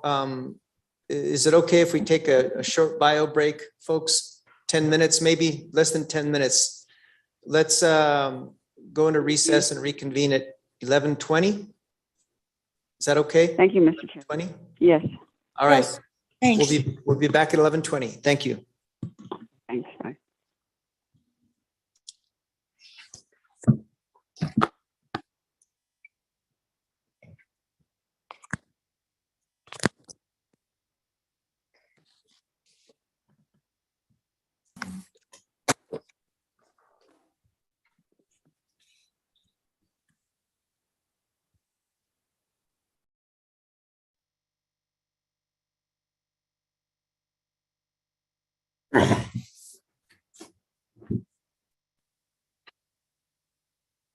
Hey there, bud. Oh, I got two kitties hanging with you.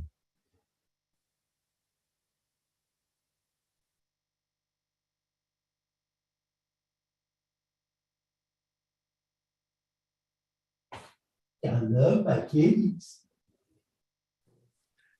Yes, I Mr. do. Fishman, just to let you know, you and your cats are not on mute right now.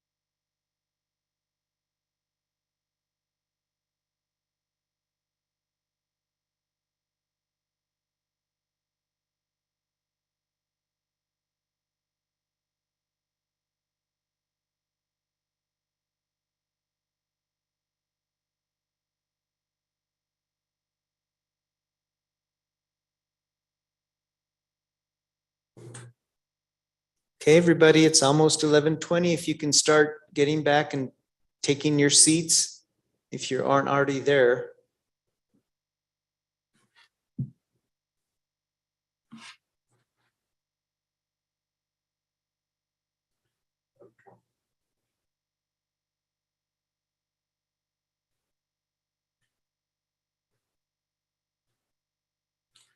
All right, everybody, let's get going.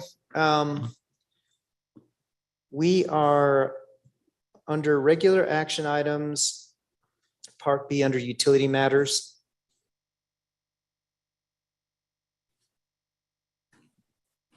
In the matter of case 22-00161-UT, in the matter of the joint application of Atrisco Solar LLC and Atrisco Energy Storage LLC for location approval of the Atrisco Solar and Storage Facilities and associated transmission facilities in Bernalillo County, New Mexico, pursuant to NMSA 6293 and right-of-way width determination pursuant to NMSA 6293.2. Judy, go ahead. Yes, this matter comes before the commission today on the application filed on June 15th, 2022 of Atrisco Solar LLC and Atrisco Storage LLC for location approval pursuant to NMSA 1978 62-9-3.2 for the Atrisco Solar and solar storage project and transmission facilities, and for right-of-way width determination pursuant to the same section 62-9-3.2. By way of background, I asked Hans if we could do a screen share of a recent filing that PNM made in the replacement resource case for Palo Verde. This is one of the approved replacement resources, and PNM filed in case number 21-00215 on June 16th, very recently, a compliance filing, which has a table that shows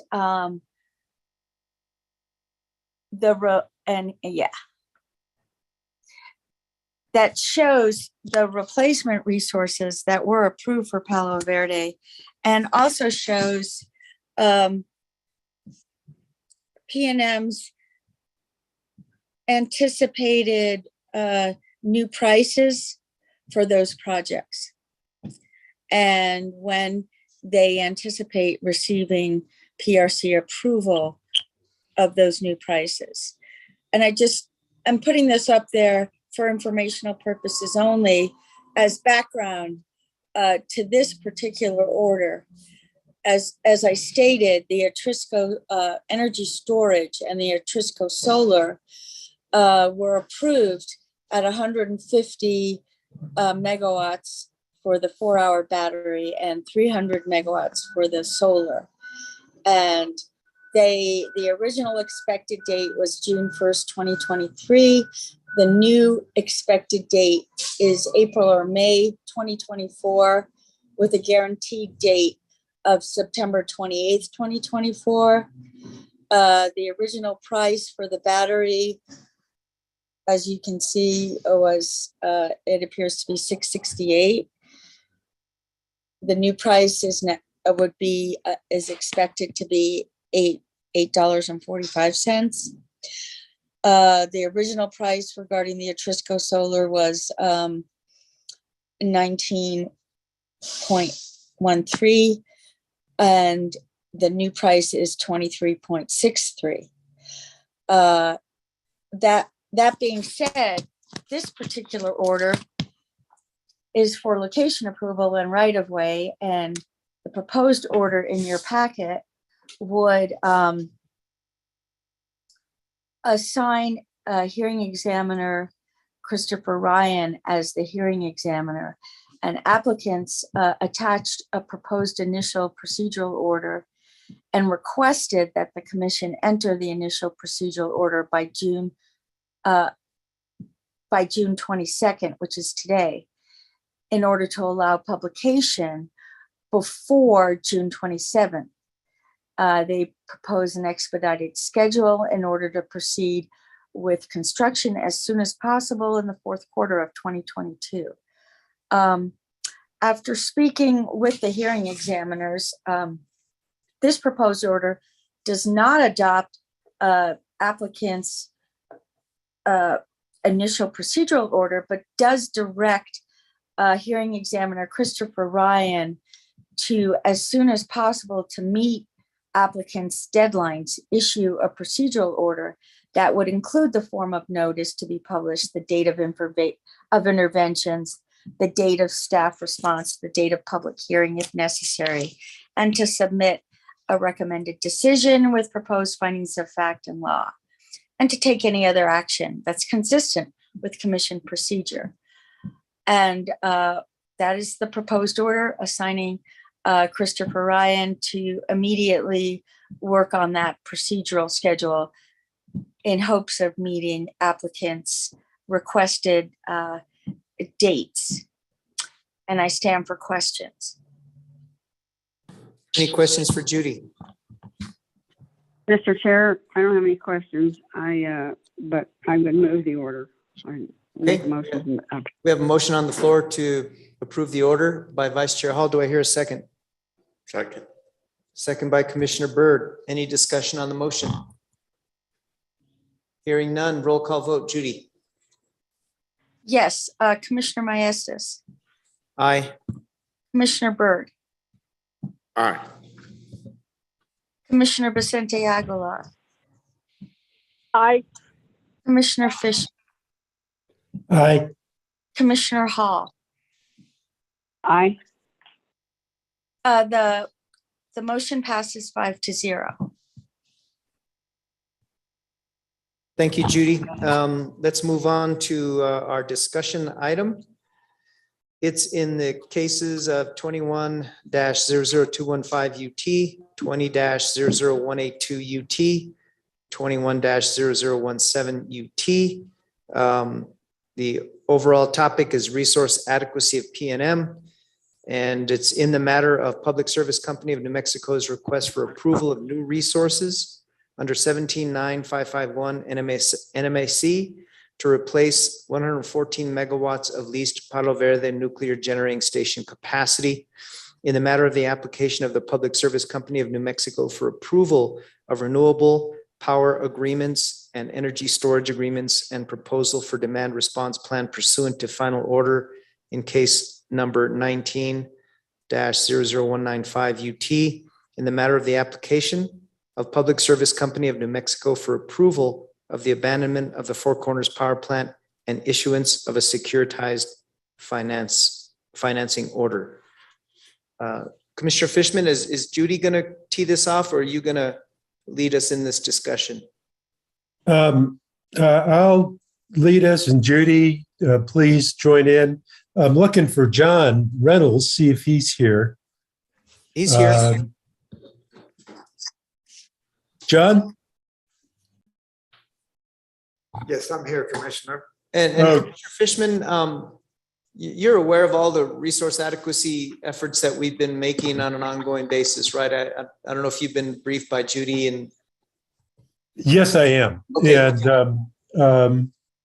And part of the reason I brought this on the agenda is a lot of the work that's been done has been focused primarily, as I'm looking at it, on summer 2023 and on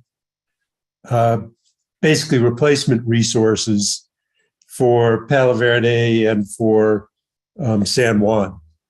And as I've looked at the reports, quite frankly, I'm wondering if we need to be looking longer term, and also if we need to be looking more broadly than just the replacement resources for Palo Verde and San Juan. And so I had a conversation actually with John last week, I guess last Friday, And something that's just kind of big picture been occurring to me is we're running into all these supply chain issues and these delays and these cost price increases. And, I'd seen very little in terms of bringing backup resources on board in terms of responses to new RFPs and such. And it seems to me that the commission should maybe get a more clear handle on the longer term, broader perspective in terms of resource adequacy and the challenges that PNM is facing. So anyway, what I'd like to do is maybe start off with John, just quick giving the commission an update on what the monthly, or I guess bi-weekly meetings have been bringing us. And then I'll raise a few specific issues from there. So John, go ahead. Mr. Chair and Commissioners, good morning. Commissioner Fishman, I'll proceed with providing some context to what you just laid out. And at this point, I will go through quickly to summarize the approved replacement resources that are expected to come online over the next couple of years. And that'll be based largely on the PNM 2023 Renewable Portfolio Standard Plan that was filed on June 1st, about 3 weeks ago, where PNM has projected the online, or the CODs, as we call them, the commercial operation dates for these resources going forward. And that these do not include the resources procured for the data center, as those resources are not counted to meet RPS requirements. The data center customer is retiring those RECs for their own account. Also look at summer 2023 and the subsequent summers as you laid out, and also the expected future resource procurements that you alluded to when you referred to backup resources. So there are two sets of resources that are in the pipeline that the commission is familiar with. The San Juan replacement resources, 4 of those, Jicarilla Solar, Arroyo Solar, San Juan Solar, and Rockmont Solar, all of which have some associated storage capacity. From a generating perspective, that's 650 megawatts in total. The Jicarilla Solar, the smallest of these, 50 megawatts, it's scheduled to come online later this year in November. Arroyo Solar, 300 megawatts, is coming in online in phases. The first phase in November and the second phase in February. The San Juan Solar and Rockmont Solar, in total 300 megawatts. Those projects are delayed. There are pricing uncertainties, and PNM, according to their IRP, to the latest Loden resource table that we have, PNM is assessing whether to pursue these projects or explore alternatives. With respect, Why is it? Yes. Mr. Chair. Yes, Can Vice you Chair Hall. tell me- Yeah, Mr. Chair and John, why are they assessing? How is it, because the delay is indefinite or what? And what was the name of the other project besides Rockmont? they're the two uncertain projects, Mr. Chair and Commissioners, Commissioner Hall. Those two are San Juan Solar 1 and Rockmont Solar. And they are uncertain with respect to, while PNM is projecting a June 2024 commercial operation date, that is a projection based on what they know, but it suggests uncertainty. It's 2 months, it's 2 years away. It was approved a while back. And so there's some significant uncertainty. And that's why PNM is considering whether to pursue these or to explore alternatives. So is it uncertainty that it'll go forward, or is this too much of a time delay given their resource adequacy situation? Do we know? Commissioner Hall, could you repeat your question? I missed the first part. Oh, sorry. Is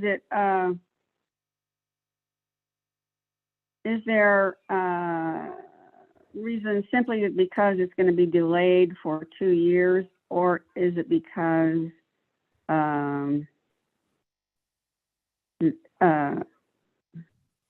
no, I forget quite how I phrased that, but I had two different concepts. Is it the delay alone, or is it the uncertainty in the ability for the developer to actually perform at all? I mean, I assume the 2-year delay has an adverse impact on their resource adequacy position. So is that the reason they need it sooner for purposes of resource adequacy? Mr. Chair, Commissioner Hall, I believe both factors that you mentioned, the significant uncertainty and also the concerns about the developer's ability to see these projects through. Okay. One of the issues that was raised in the biweekly meetings was that these, in the case of the Rockmont project, there's very little security at risk by the developer. And there is some security at risk for San Juan Solar, but so essentially, you know, from a holistic perspective, I mean, PNM's view is that these projects are uncertain enough in both respects, you know, the delay and the ability to see it through, that PNM is weighing broad alternatives to these projects, or possibly to pursue them. But at this point, they're looking at both sets of alternatives. So they may issue another RFP? I'll get to that in a minute, Commissioner Hall, if I may. Sure, sorry, go ahead.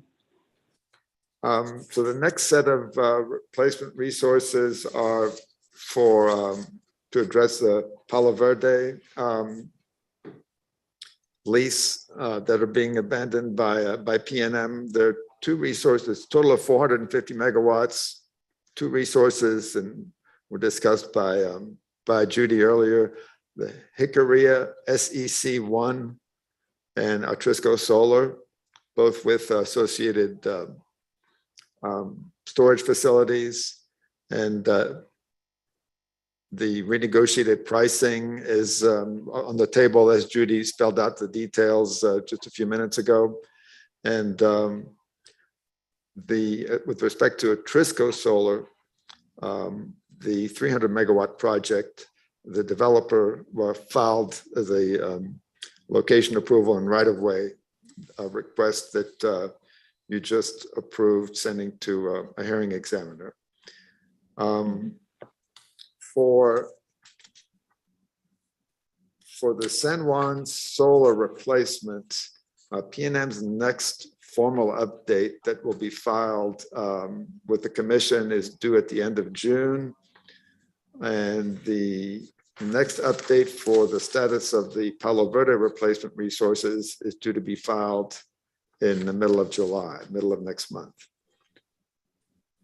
Now, looking at PNM's Loden resource table for 2023, and I'll just walk you through my summary of the numbers. So PNM is projecting a peak demand next summer of 1,976 megawatts. And they're assuming that the peak will take place in July. The resources to meet that peak include coal, 160 megawatts, nuclear, 292 megawatts, gas generation, 952 megawatts, and a mix of solar facilities and storage and demand response, together 478 megawatts. So that's 1,882 megawatts of capacity resources to meet 1,976 megawatts of expected peak demand. So without even counting planning reserves, PNM is short 94 megawatts for the summer of 23, including targeted planning reserves of 18%, which would be an additional 356 megawatts. PNM's overall short, what they need to meet their peak demand plus the planning reserve is 450 megawatts. That's the number that's been discussed in the bi-weekly meetings over the last couple of months or so, and that number has not really changed over the time that we have discussed this.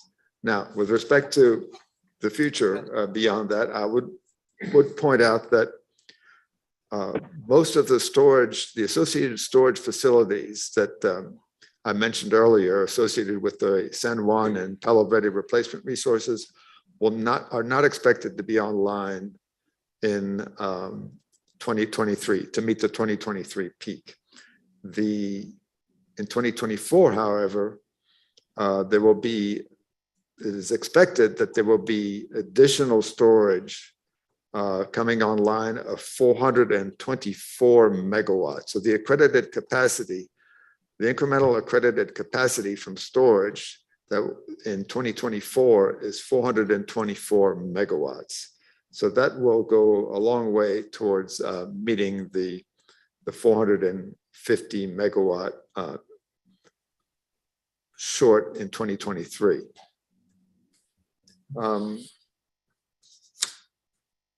It will offset it, but off by a year.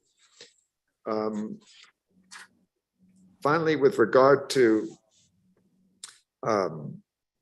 expected resource procurements by PNM, Commissioner Fishman, in our discussion, we talked about the Four Corners replacement resource RFP that took place during the course of the case where PNM sought approval for abandonment of Four Corners. And based on what's in the record in that case, the RFP was underway at the time. PNM was expecting robust responses. A number of the proposals that they were considering were repeat proposals from prior RFPs that sought another chance to be considered by PNM. But given the outcome of that case, Mr. Chair, the Four Corners abandonment requested by PNM was not approved. And I don't have any information about any further details about that RFP and the proposals and the resources that were proposed in that RFP. The other RFP, the other procurement underway, to address your earlier question, Commissioner Hall, is a new RFP that was issued for 2023 and 2024 generation resources. That RFP was issued in early part of May.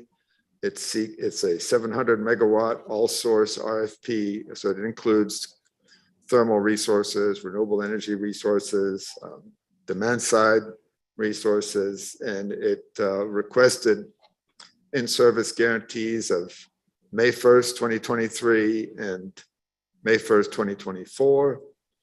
The proposals are due to PNM on July 20, 2022, so a little less than a month from now. I mean, at what point the commission will be aware of those proposals and where PNM goes from there, I mean, it's premature to say at this point. So I hope I've addressed some of the issues we talked about, Commissioner Fishman, and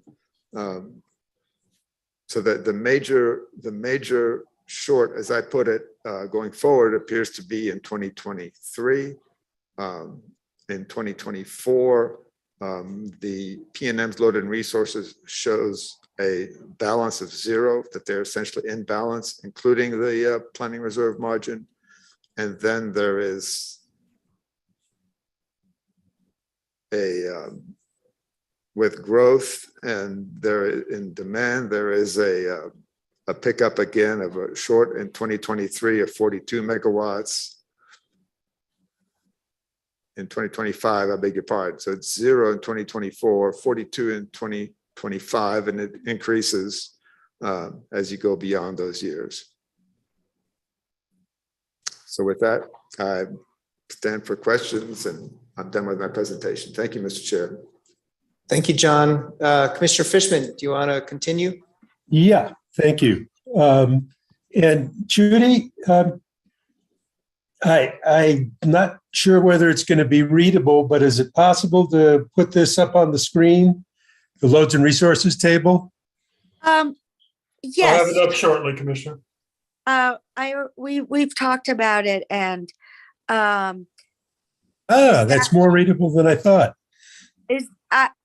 I assume that was the one you wanted. There are other tables in the filings, but yeah, and let us know if you want the other ones up. This is, I think this will do the job. This is, let me see, I'm just checking. Yeah, it's the same. This is the one John was referring to, I believe. Mr. Chair, Judy, excuse me, That's Mr. correct. Commissioner Fishman. Pardon? Can I just ask, can anybody hear me? Yes. Can you hear me? Could I just ask if somebody could email me that loads and resources table, because I can't, I don't have it available to me otherwise with my Yeah, technical situation. I can do that, Commissioner Hall. Thanks, I appreciate it. Okay, so there are several things as I'm looking at the loads and resources table that create some questions for me. And the first is if you go right at the top to line number 5, 4 corners. And in this loads and resources table, 4 corners is there for the future all the way out to 2031, which until an abandonment is approved, does make sense. But there are several questions around 4 corners that come to mind to me. So in the 4 corners abandonment application or request that was made, one of the reasons for the abandonment, probably the only reason, was that, at least in terms of customers for PNM to do the abandonment, was that it was going to save money. And if I recall, it was something like, the estimates were between 30 and 300 million about the money to be saved between abandonment and 2031. Since then, there's been a dramatic change in fuel prices. And in the case of 4 corners, there's a contracted price for coal. In the case of potential replacement resources, particularly if they turn out to be fuel, costs are changing dramatically. And so I believe there's been an appeal, correct, Judy, on the 4 corners abandonment? Yes, that is correct. Right. So just to confirm that. So we're not quite sure what's happening with that. And to me, it really makes sense to take a look at whether that abandoning 4 corners still makes sense, because the market conditions have changed so dramatically. And number two, I look at this and we're meeting our resource adequacy for 2024 and beyond, based on the idea that Four Corners will still be there. So that if Four Corners is gone, these numbers that look okay for 2024 and beyond, that's no longer the case. So I think we need to, as a commission, ask a number of questions about this. And Judy, again, your thoughts on this would be important. Does the current docket allow us to make inquiries about Four Corners and about these future resource adequacy potential shortfalls for 2024 and beyond? Well, it's an interesting question because we have so many dockets on these issues. And for instance, in the 1918-2182 dockets, that's the San Juan replacement resource. And we're getting monthly compliance filings in that. Right. In 21-00215, which is the Palo Verde replacements, we're getting compliance filings in that docket as well. I don't know if they're monthly because, but as I showed you previously, we just got a filing from PNM on June 16th. Regarding the Four Corners, you're correct that the final order is on appeal.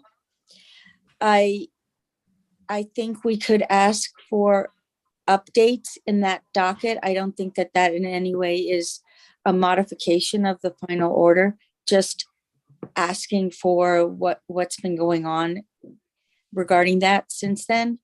But to get the complete picture, it has been difficult because of the fact that we have these different dockets, but relating to the whole, and we're getting compliance filings in different dockets.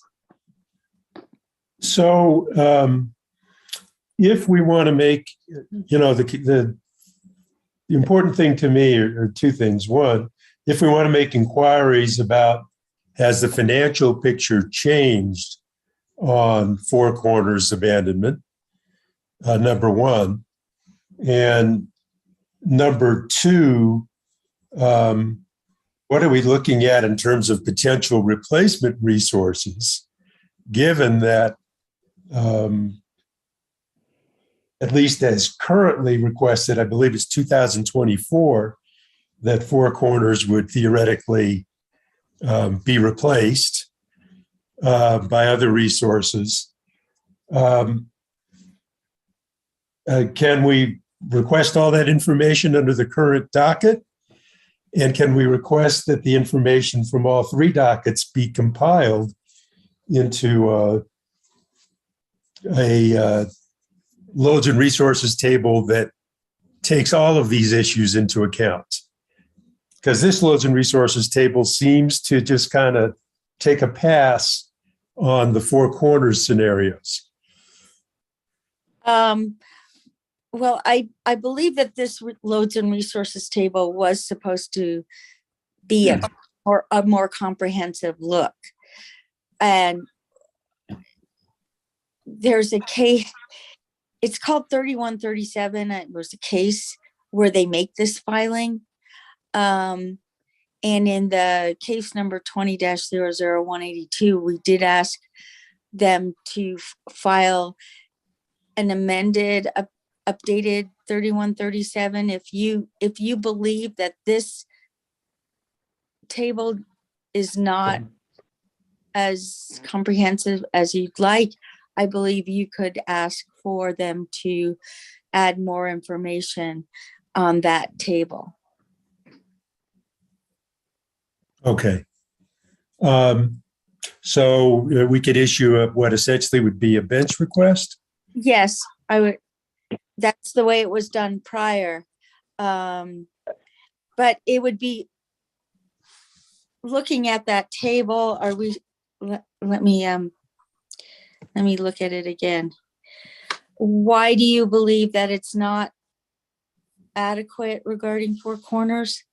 Well, if Four Corners, if we face the same problems in terms of delays and price increases that we've been talking about, and Four Corners 2024 becomes an issue, I would say that we have potential big issues for 2024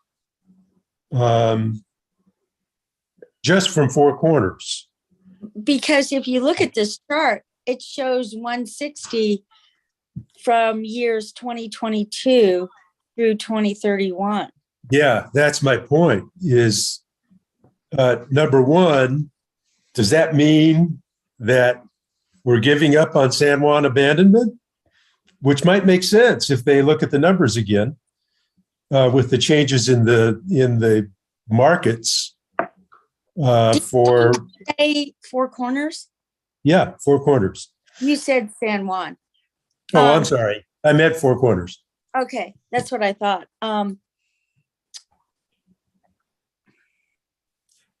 So to me, there's a lot of issues now that are floating around about Four Corners that we should be addressing, and that profoundly affect future resource adequacy. Mr. Chair. Mr. Chair. Yes, John. Mr. Chair, and Commissioner Fishman, sorry to interrupt. I just wanted to clarify the timeline for Four Corners. So the requested abandonment was end of 2024. Yeah. So the first summer peak that would be impacted by the abandonment of Four Corners would be the summer of 2025. Okay. Thank you for that clarification. Of course. Well, John, and just asking you, do these issues that I'm raising here make sense to you as areas of concern? Yeah, I think I understand what your concern. Although I would point out that if the abandonment had been approved, a PNM's plan was to have filed a replacement resource request approval in early 2022, so that at this point, presumably there would have been, well, those resources would have been probably under consideration by this commission around now. And at some point, once approved, if approved, would show up in this Loden resources table. So just keep in mind when I mentioned 2025, the timeline to replace Four Corners was significantly more lengthy and generous than the immediate term problem we have with replacing San Juan. Mm-hmm. Yet we still, is it reasonable to be concerned that our current supply chain and cost issues very well may continue in the upcoming years? And two things might happen. One, the resources that they've laid out in this L&R, Loads and Resources table, assume that all the contractors will perform on their latest estimates of delivery dates. Unfortunately, we've been seeing dates get pushed out.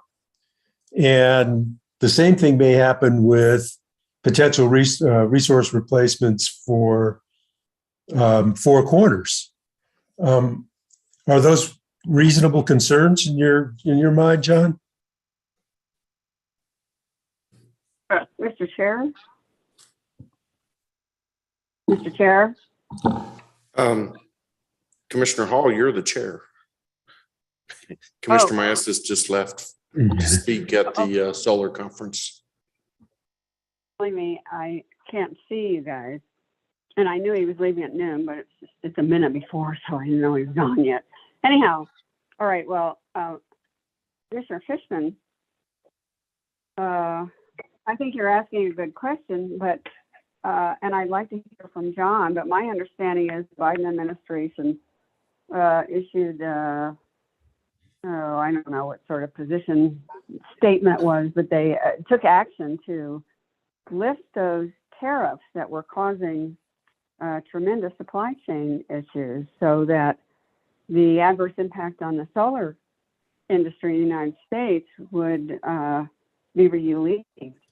John, do you know anything more about that?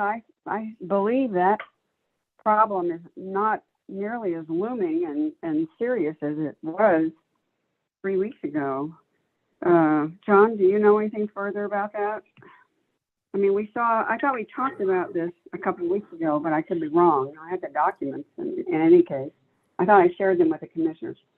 What can you add, John?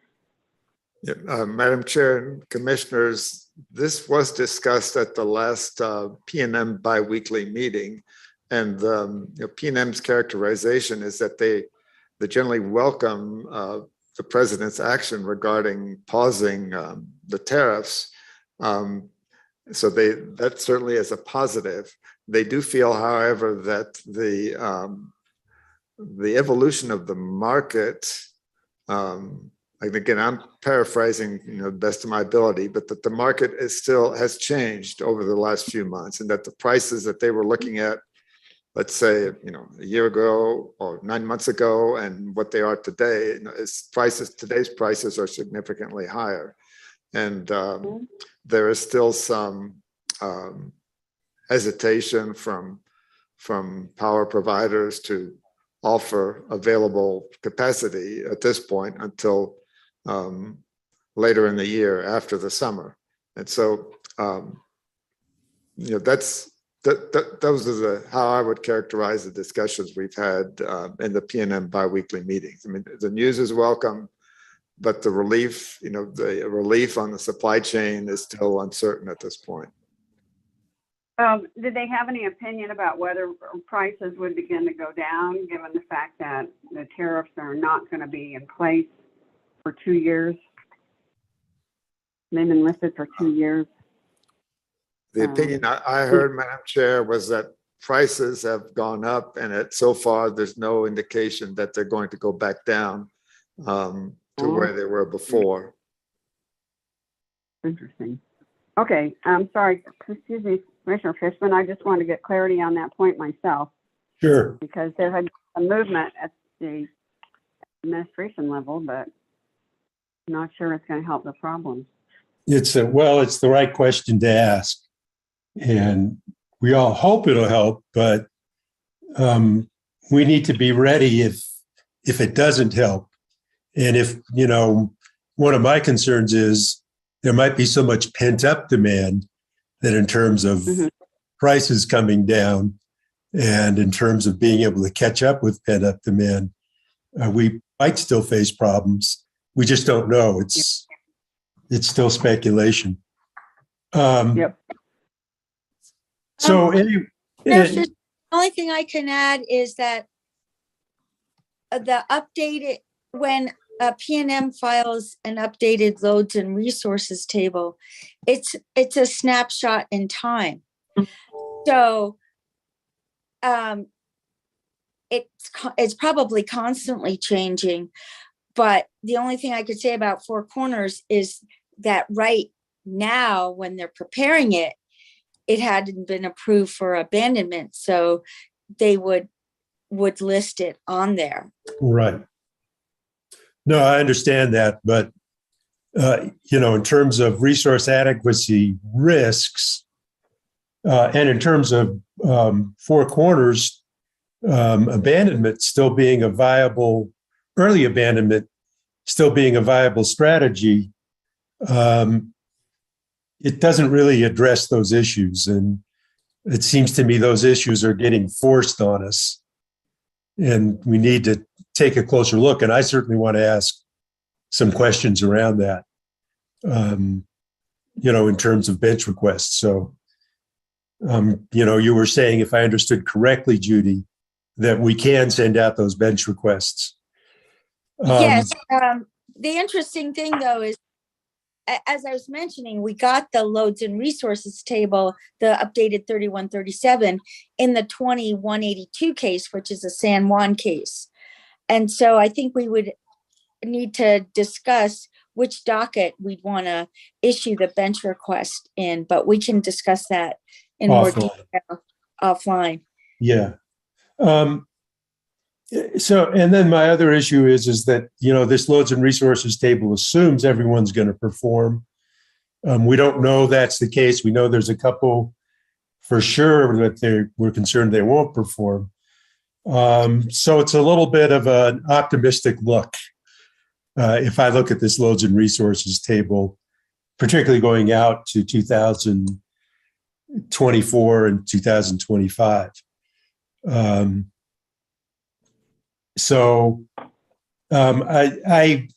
guess my main point here is I wanted to be sure the commission's aware of that. A couple other things on this loads and resources table is demand response is at 30 and it disappears in all future years. There's nothing there. And in terms of the lowering demand side of the picture, we've got nothing there yet. If we can do it reliably, either through prices and through peak pricing or something else, that would be one of our most reliable fixes, it seems to me. And we've got nothing there. And John, maybe, have you had any discussions around that yet? Madam Chair and Commissioner Fishman and commissioners, let me explain the demand response, why it is what it is in this load and resource tables. Sure.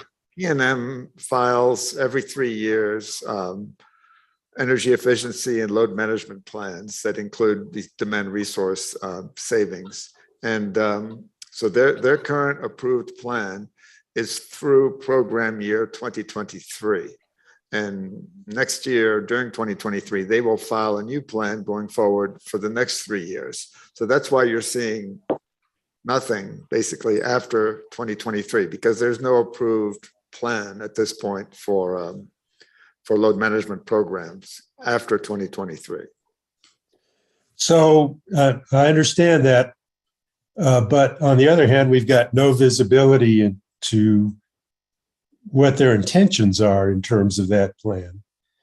And it seems to me that's something where we should be probably planning pretty aggressively and getting some visibility into that. And certainly it seems to me something worthwhile in those, in resource adequacy discussions. Saying that there's no official plan, but leaving us in the dark doesn't help us do our job, nor does it give me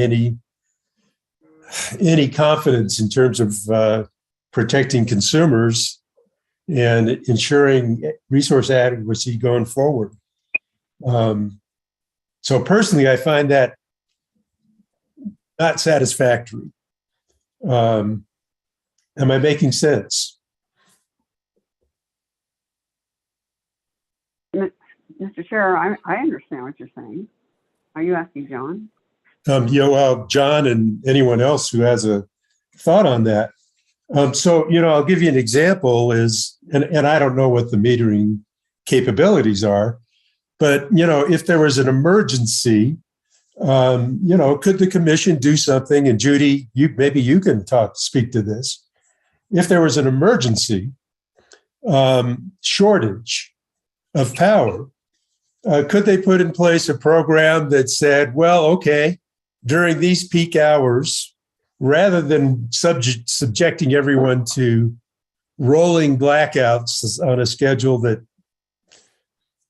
no one volunteered for, could they say, well, we're going to charge in an emergency, we're going to double our charges during these peak hours, and we're going to half our charges during these non-peak hours to encourage moving or shaving the peak, and just do a true up at the end of the year for any excess or short revenue, any revenue shortages or excess. Could they do that? And could that? They would, just that would be potentially a rate change, and they would have to apply and request approval from the commission.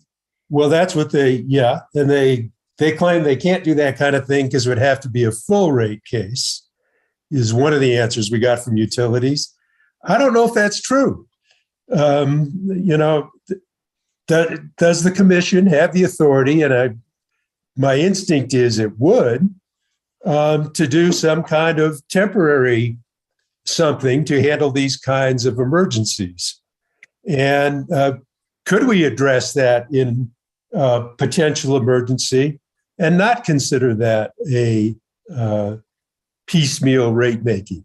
And it seems to me the emergency issue would be more important than the piecemeal rate making issue, particularly if it was only set up to go into place in emergency circumstances. Yet we see nothing about that, or at least I haven't. And that's something, again, I'd want to ask questions about, send out a bench request, and perhaps start that conversation. Because I find it, again, totally unsatisfactory for the utility to come back and say, well, that has to be done in a full rate case. Well, that's pretty glib if we're facing a consumer emergency and we have other options. I find that hard to accept. Mr. Chair, I find a legal basis for that hard to accept. Mr. Fishman, can I ask you a question? Yeah. Can you hear me? Yeah.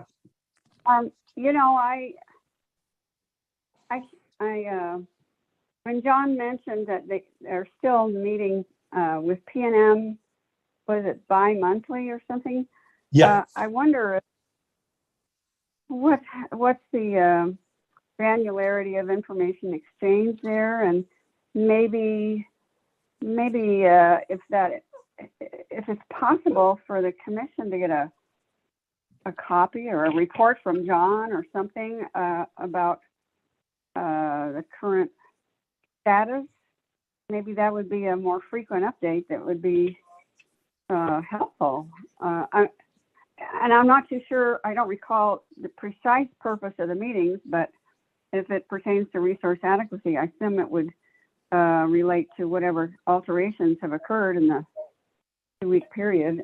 Am I getting this right, John? I mean, is this something that might be an opportunity for the commission to have a more ongoing and current picture into PNM's resource adequacy status at any?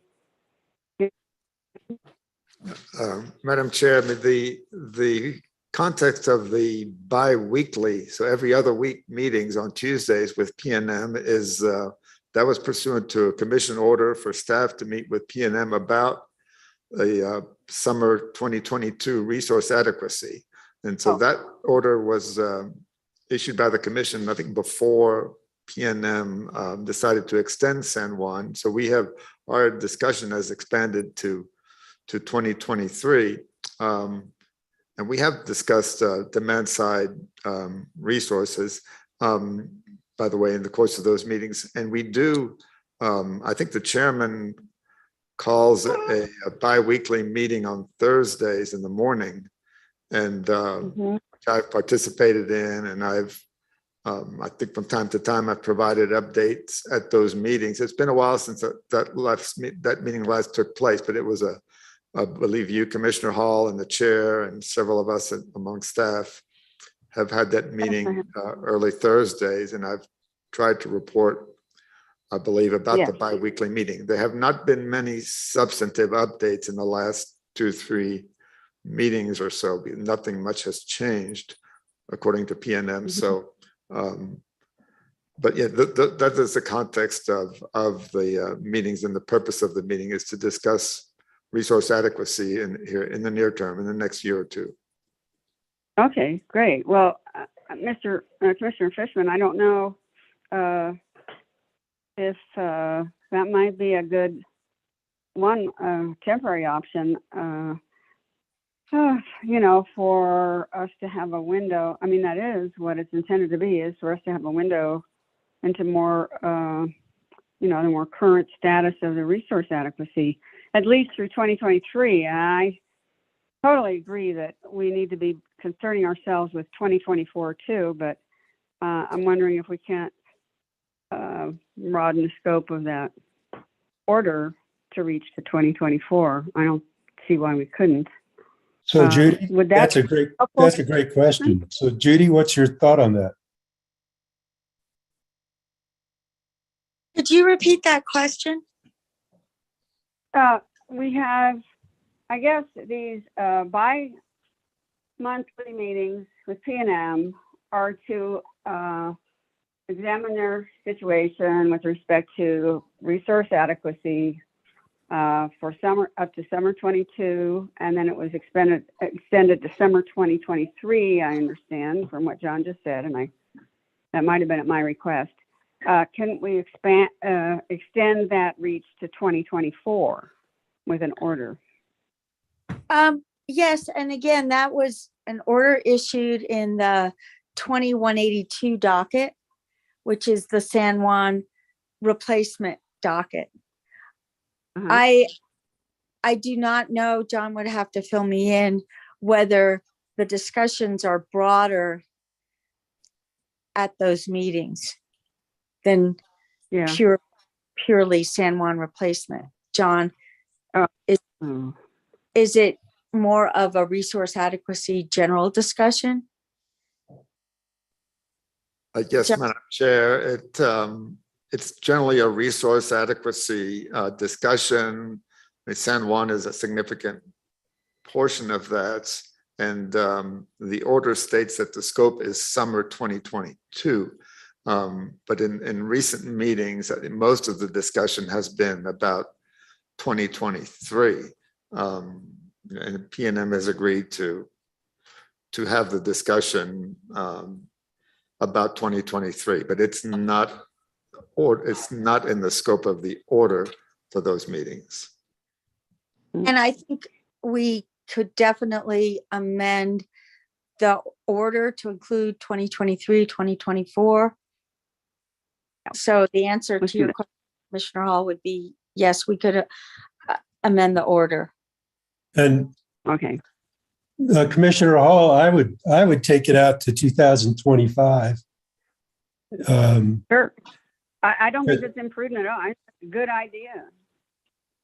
I think we just need to be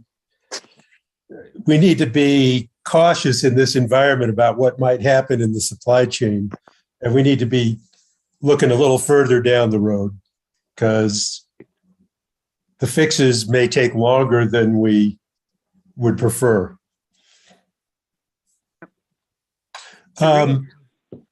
So we've got these two RFPs out, John, that you talked about. And Judy, again, you may be the one who can answer this best, but it seems to me, given the uncertainties, that we should know what our backup options are as much as possible and have enough in the pipeline to cover us in case we have future shortfalls. And for the commission to have visibility into that, it seems to me we need to request, or we need to actually demand information about what's been learned in these RFPs. And that might take the form of without revealing bidders' names, by resource type, giving us the low, high, and average or median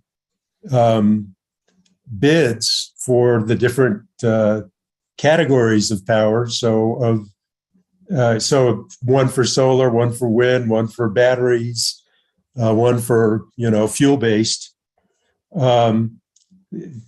Getting that kind of information and getting information as to the timing of when each of these resources might be available from the RFPs. Again, in a general way, not giving us necessarily specific bids, but that we should all be able to see that information that's come from the RFPs, and we should be able to see it pretty darn quickly. Again, I would do that perhaps through a bench request. Is that something we could do?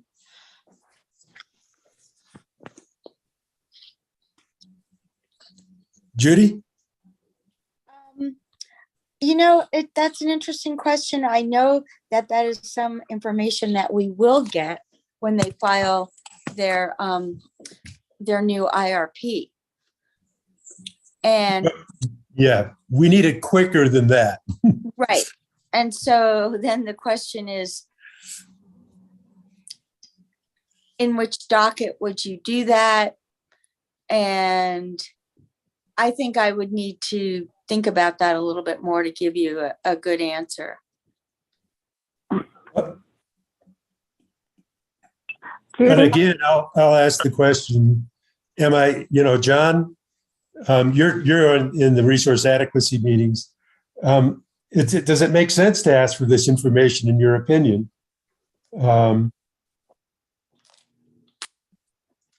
That's the Commissioner question. Fishman? Yeah.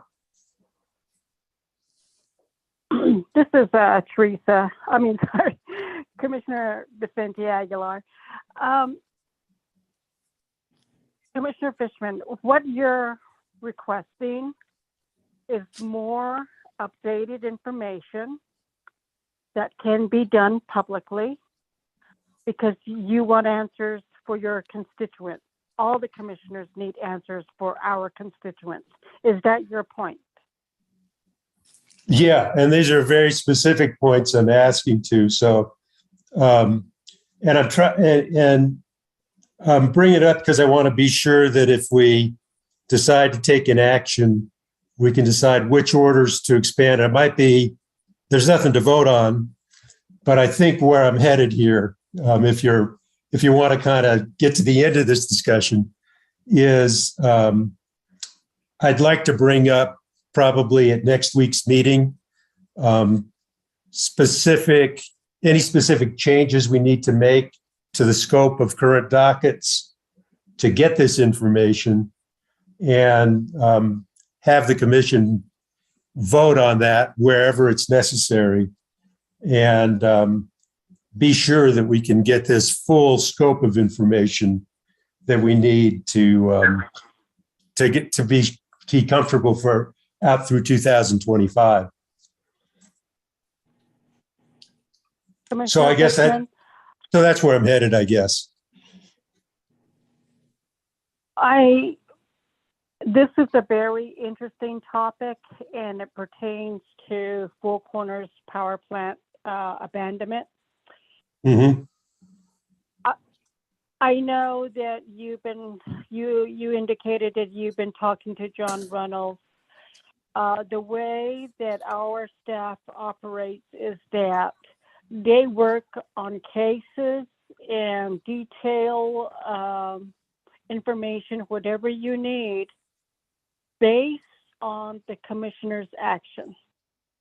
They're very hesitant to express where utilities should concentrate on a certain issue. They're very hesitant. And they want to abide by their own, whatever is under their authority. Turning to the General Counsel's office, they're there to counsel us whenever we have questions, whenever we have whenever we need clarification. And I think addressing the resource adequacy is an emergency, in my opinion. Agreed. And I think we should work closely with the General Counsel's office to look for ways that we can address this in a public setting. I'm getting calls from reporters, and my response is that our staff is getting a biweekly report, and just John indicated that it's not substantial information from this point to this point. But I think we need to open up a more wider discussion. And I believe under our Constitution, whenever we have an emergency, we need to address it publicly, probably a public hearing. And I would like the General Counsel's office to look at it and guide us in a path that's going to be safe enough that we don't touch legal issues that we should not be touching. Perhaps we just open a brand new docket rather than looking at which dockets is going to, where our concern is going to fall under. Maybe a new docket is something that we need to think about. That's my point, Commissioner Fishman. Okay, let me interrupt you for a minute, Commissioner Fishman. Sure.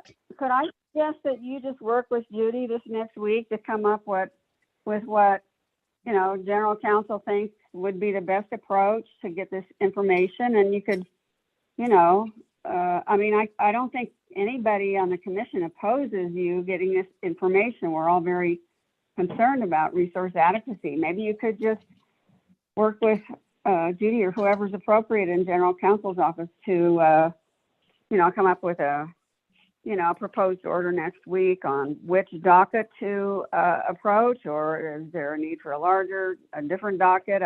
From what I hear from Judy, it's not likely, but maybe it would be necessary to address the questions you're bringing up, which I think we all agree are important. Would that make sense? Yeah. So if the commission's comfortable, I will work with Judy and see if we can, again, define these dockets to be sure that we can handle all these issues without running into the kinds of legal conundrums that Commissioner Vicente Aguilar is raising. And Commissioner Vicente Aguilar, if you're willing, maybe it's something we can do a three-way call or meeting with Judy and, be sure we're covering your perspective on that as well. Commissioner Fishman, I think right now this is it's a new discussion. It just appeared on the agenda, but I'd like to give Judy some time to do some research.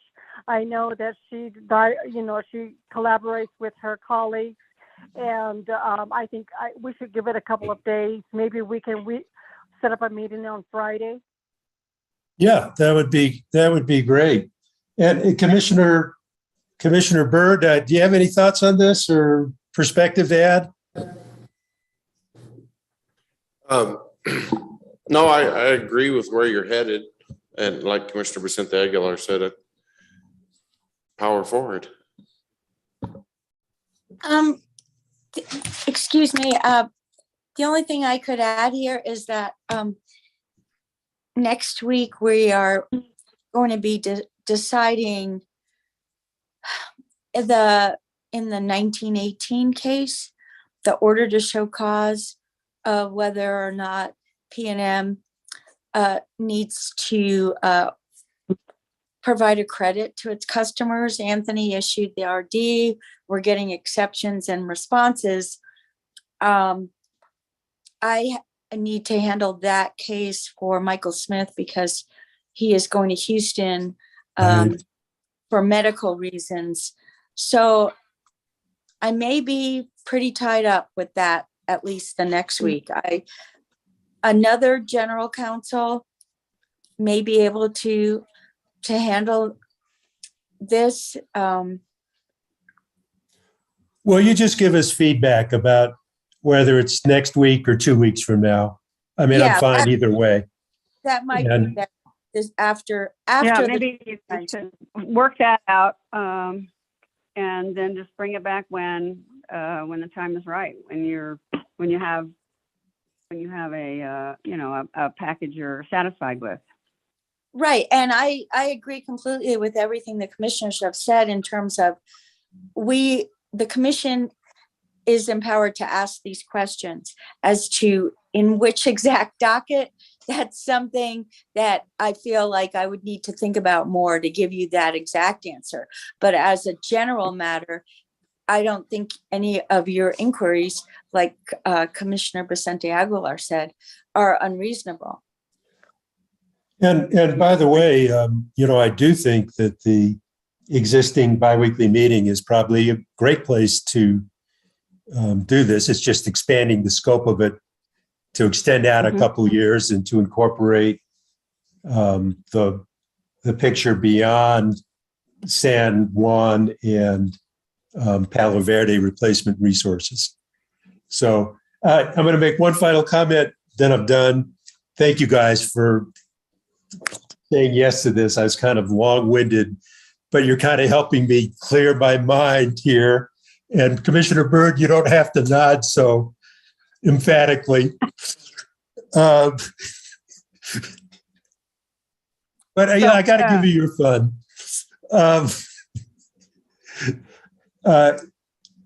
The commission has come under some criticism from PNM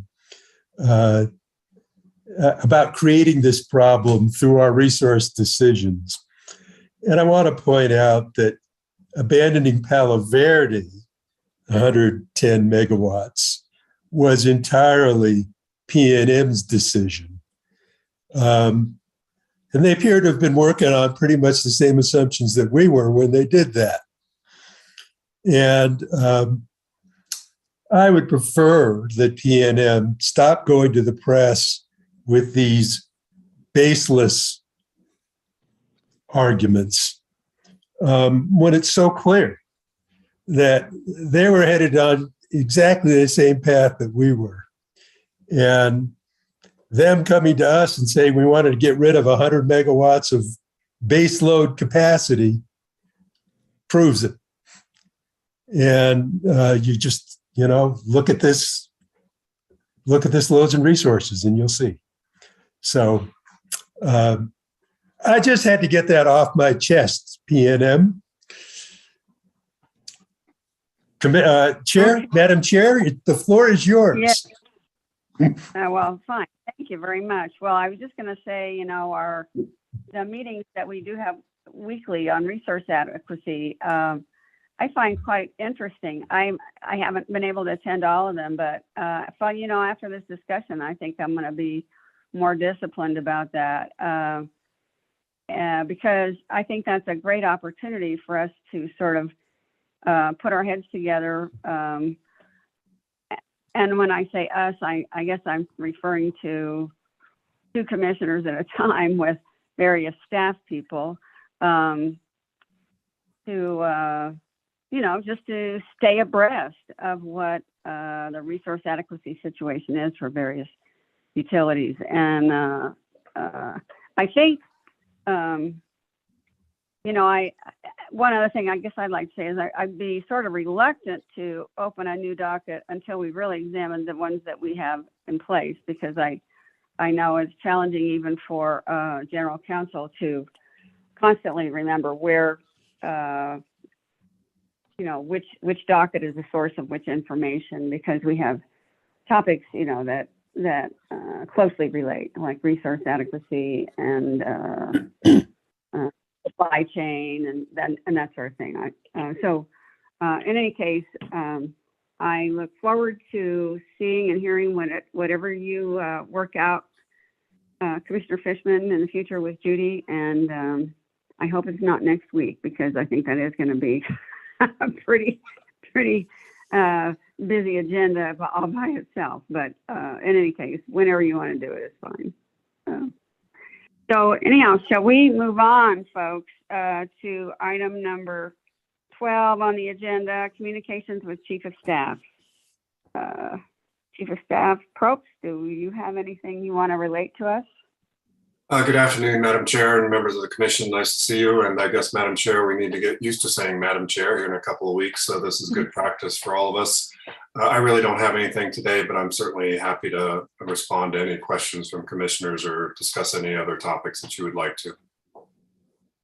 Okay, great. Any questions for Mr. Probst? Any folks, commissioners?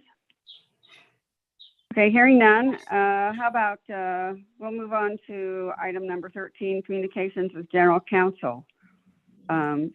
Yes, my only specific communication is again regarding next week's meeting and regarding the presentation of the recommended decision in the 1918 financing order, order to show cause motion, and the RD that was issued by Anthony Medeiros and Ashley Shanauer. I was going to request that at some point we go into executive session to deliberate on this adjudicated administrative matter. And I was going to suggest that we could do it at 9 a.m. before the meeting, or we can do it as part of the meeting, or we could do it even potentially the day before. So I'm just basically asking for the commissioner's direction in preparing the agenda when it's issued on this Friday for next Wednesday. Okay. And in fact, Judy, I've been working on that, and I'll be able to give you some direction before the agenda goes out. Okay. And if anyone else, any of the other commissioners have any, ideas, I sincerely would love to hear, because we would need to prepare the agenda for Friday, on Friday. Correct. Madam Chair. Correct.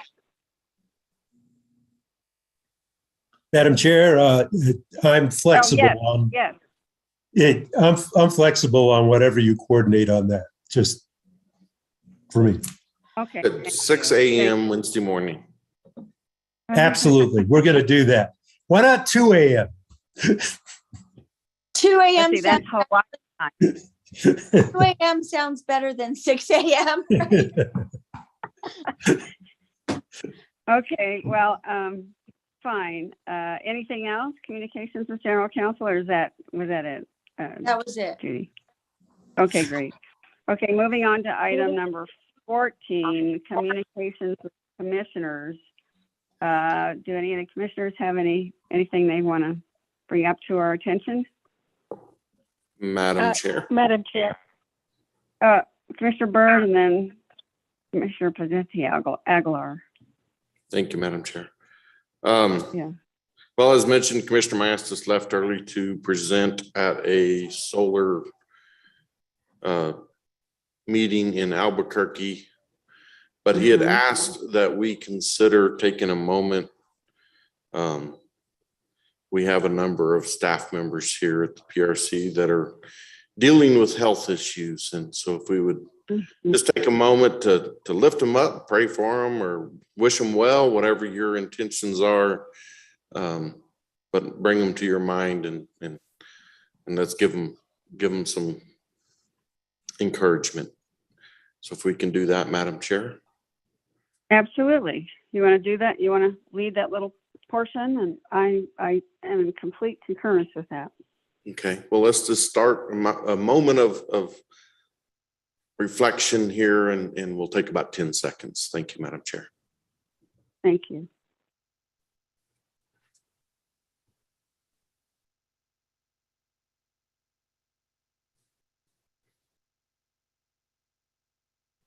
And as always, we wish our staff members, our family members the best, and look forward to seeing you all back soon. Thank you, Madam Chair. Thank you, Commissioner Byrd. That's very thoughtful, and I appreciate your sentiments and those of Commissioner Maestas as well. Let's see, I only had one other communication, and that is I understand there is a NARIC meeting being held in San Diego in July. So this is some weeks out. I think it begins on the 17th or 18th, which would be a Sunday or Monday. I wasn't personally planning on going, but I don't know if any other commissioners are going. And it runs through Wednesday, and I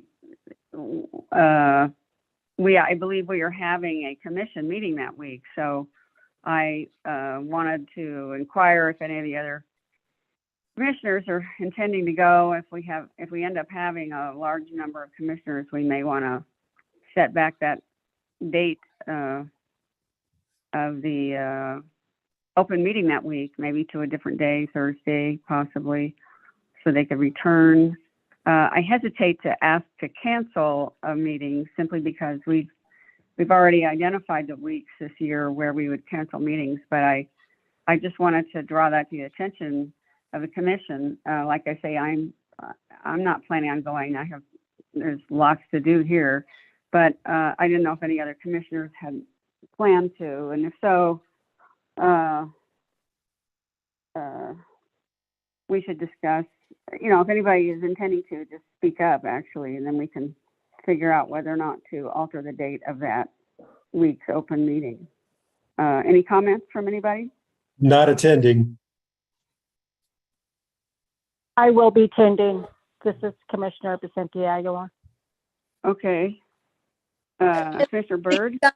We got a message from Christopher Hall that Yes. I believe he said that Commissioner Maestas is attending the conference. Okay. Well, sounds like we might want to move the date for that open meeting to possibly that Thursday. Then would be, I think, the next best choice. Any comments from the commissioners on that? I'm fine with it.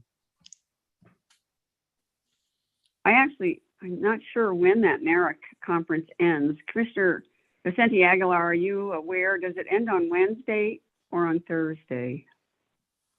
It starts, the pre-convention committee meetings are Sunday afternoon. It runs Right. through Monday, Tuesday, Wednesday morning by 11:30 a.m. Okay, so you'd be able to get home on Wednesday evening and then Thursday. So we could have a meeting on Thursday.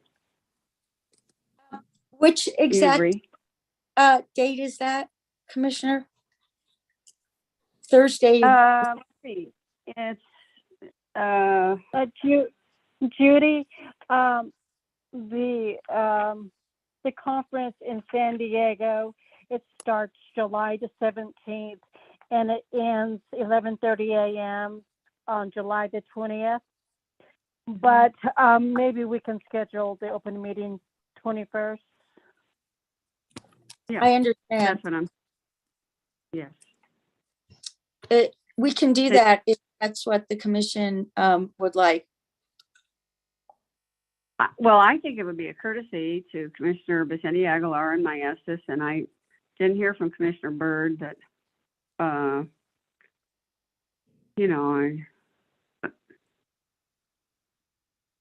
I may go myself, but I'm at this point not going to. So, nevertheless, I think it's a minor inconvenience to us, and it's important that our commissioners participate in their activities. Actually, I need to check and see whether or not it's a virtual, if it's a hybrid meeting or not. So, Commissioner Vicente Aguilar, do you know whether it's hybrid? I don't know for sure. I know that they publicize it as in-person conference. Okay. Yeah. All righty. Okay. Well, thanks very much. So Judy, maybe we should just plan an open meeting for the 21st. Okay, I don't know what else is on. the agenda. Cap- Yeah, okay. All right. Any other comments from any other commissioners? Hearing none, we're Madam adjourned. Chair, one comment. I Okay. just wanted to compliment our Consumer Relations Division, David and Henry down there. They've been doing some terrific work on behalf of my constituents recently. I just wanted to give them recognition for that. Oh, agreed. I appreciate that. I understand we're short with the departure of Ryan, and I my hat's off to the guys who are soldiering on, and I'm glad they're doing good work for you, for all of us. Thank you, Commissioner Fishman. So, any other comments from anyone? Okay, hearing none, we're adjourned. See you guys. Hi. Thank you.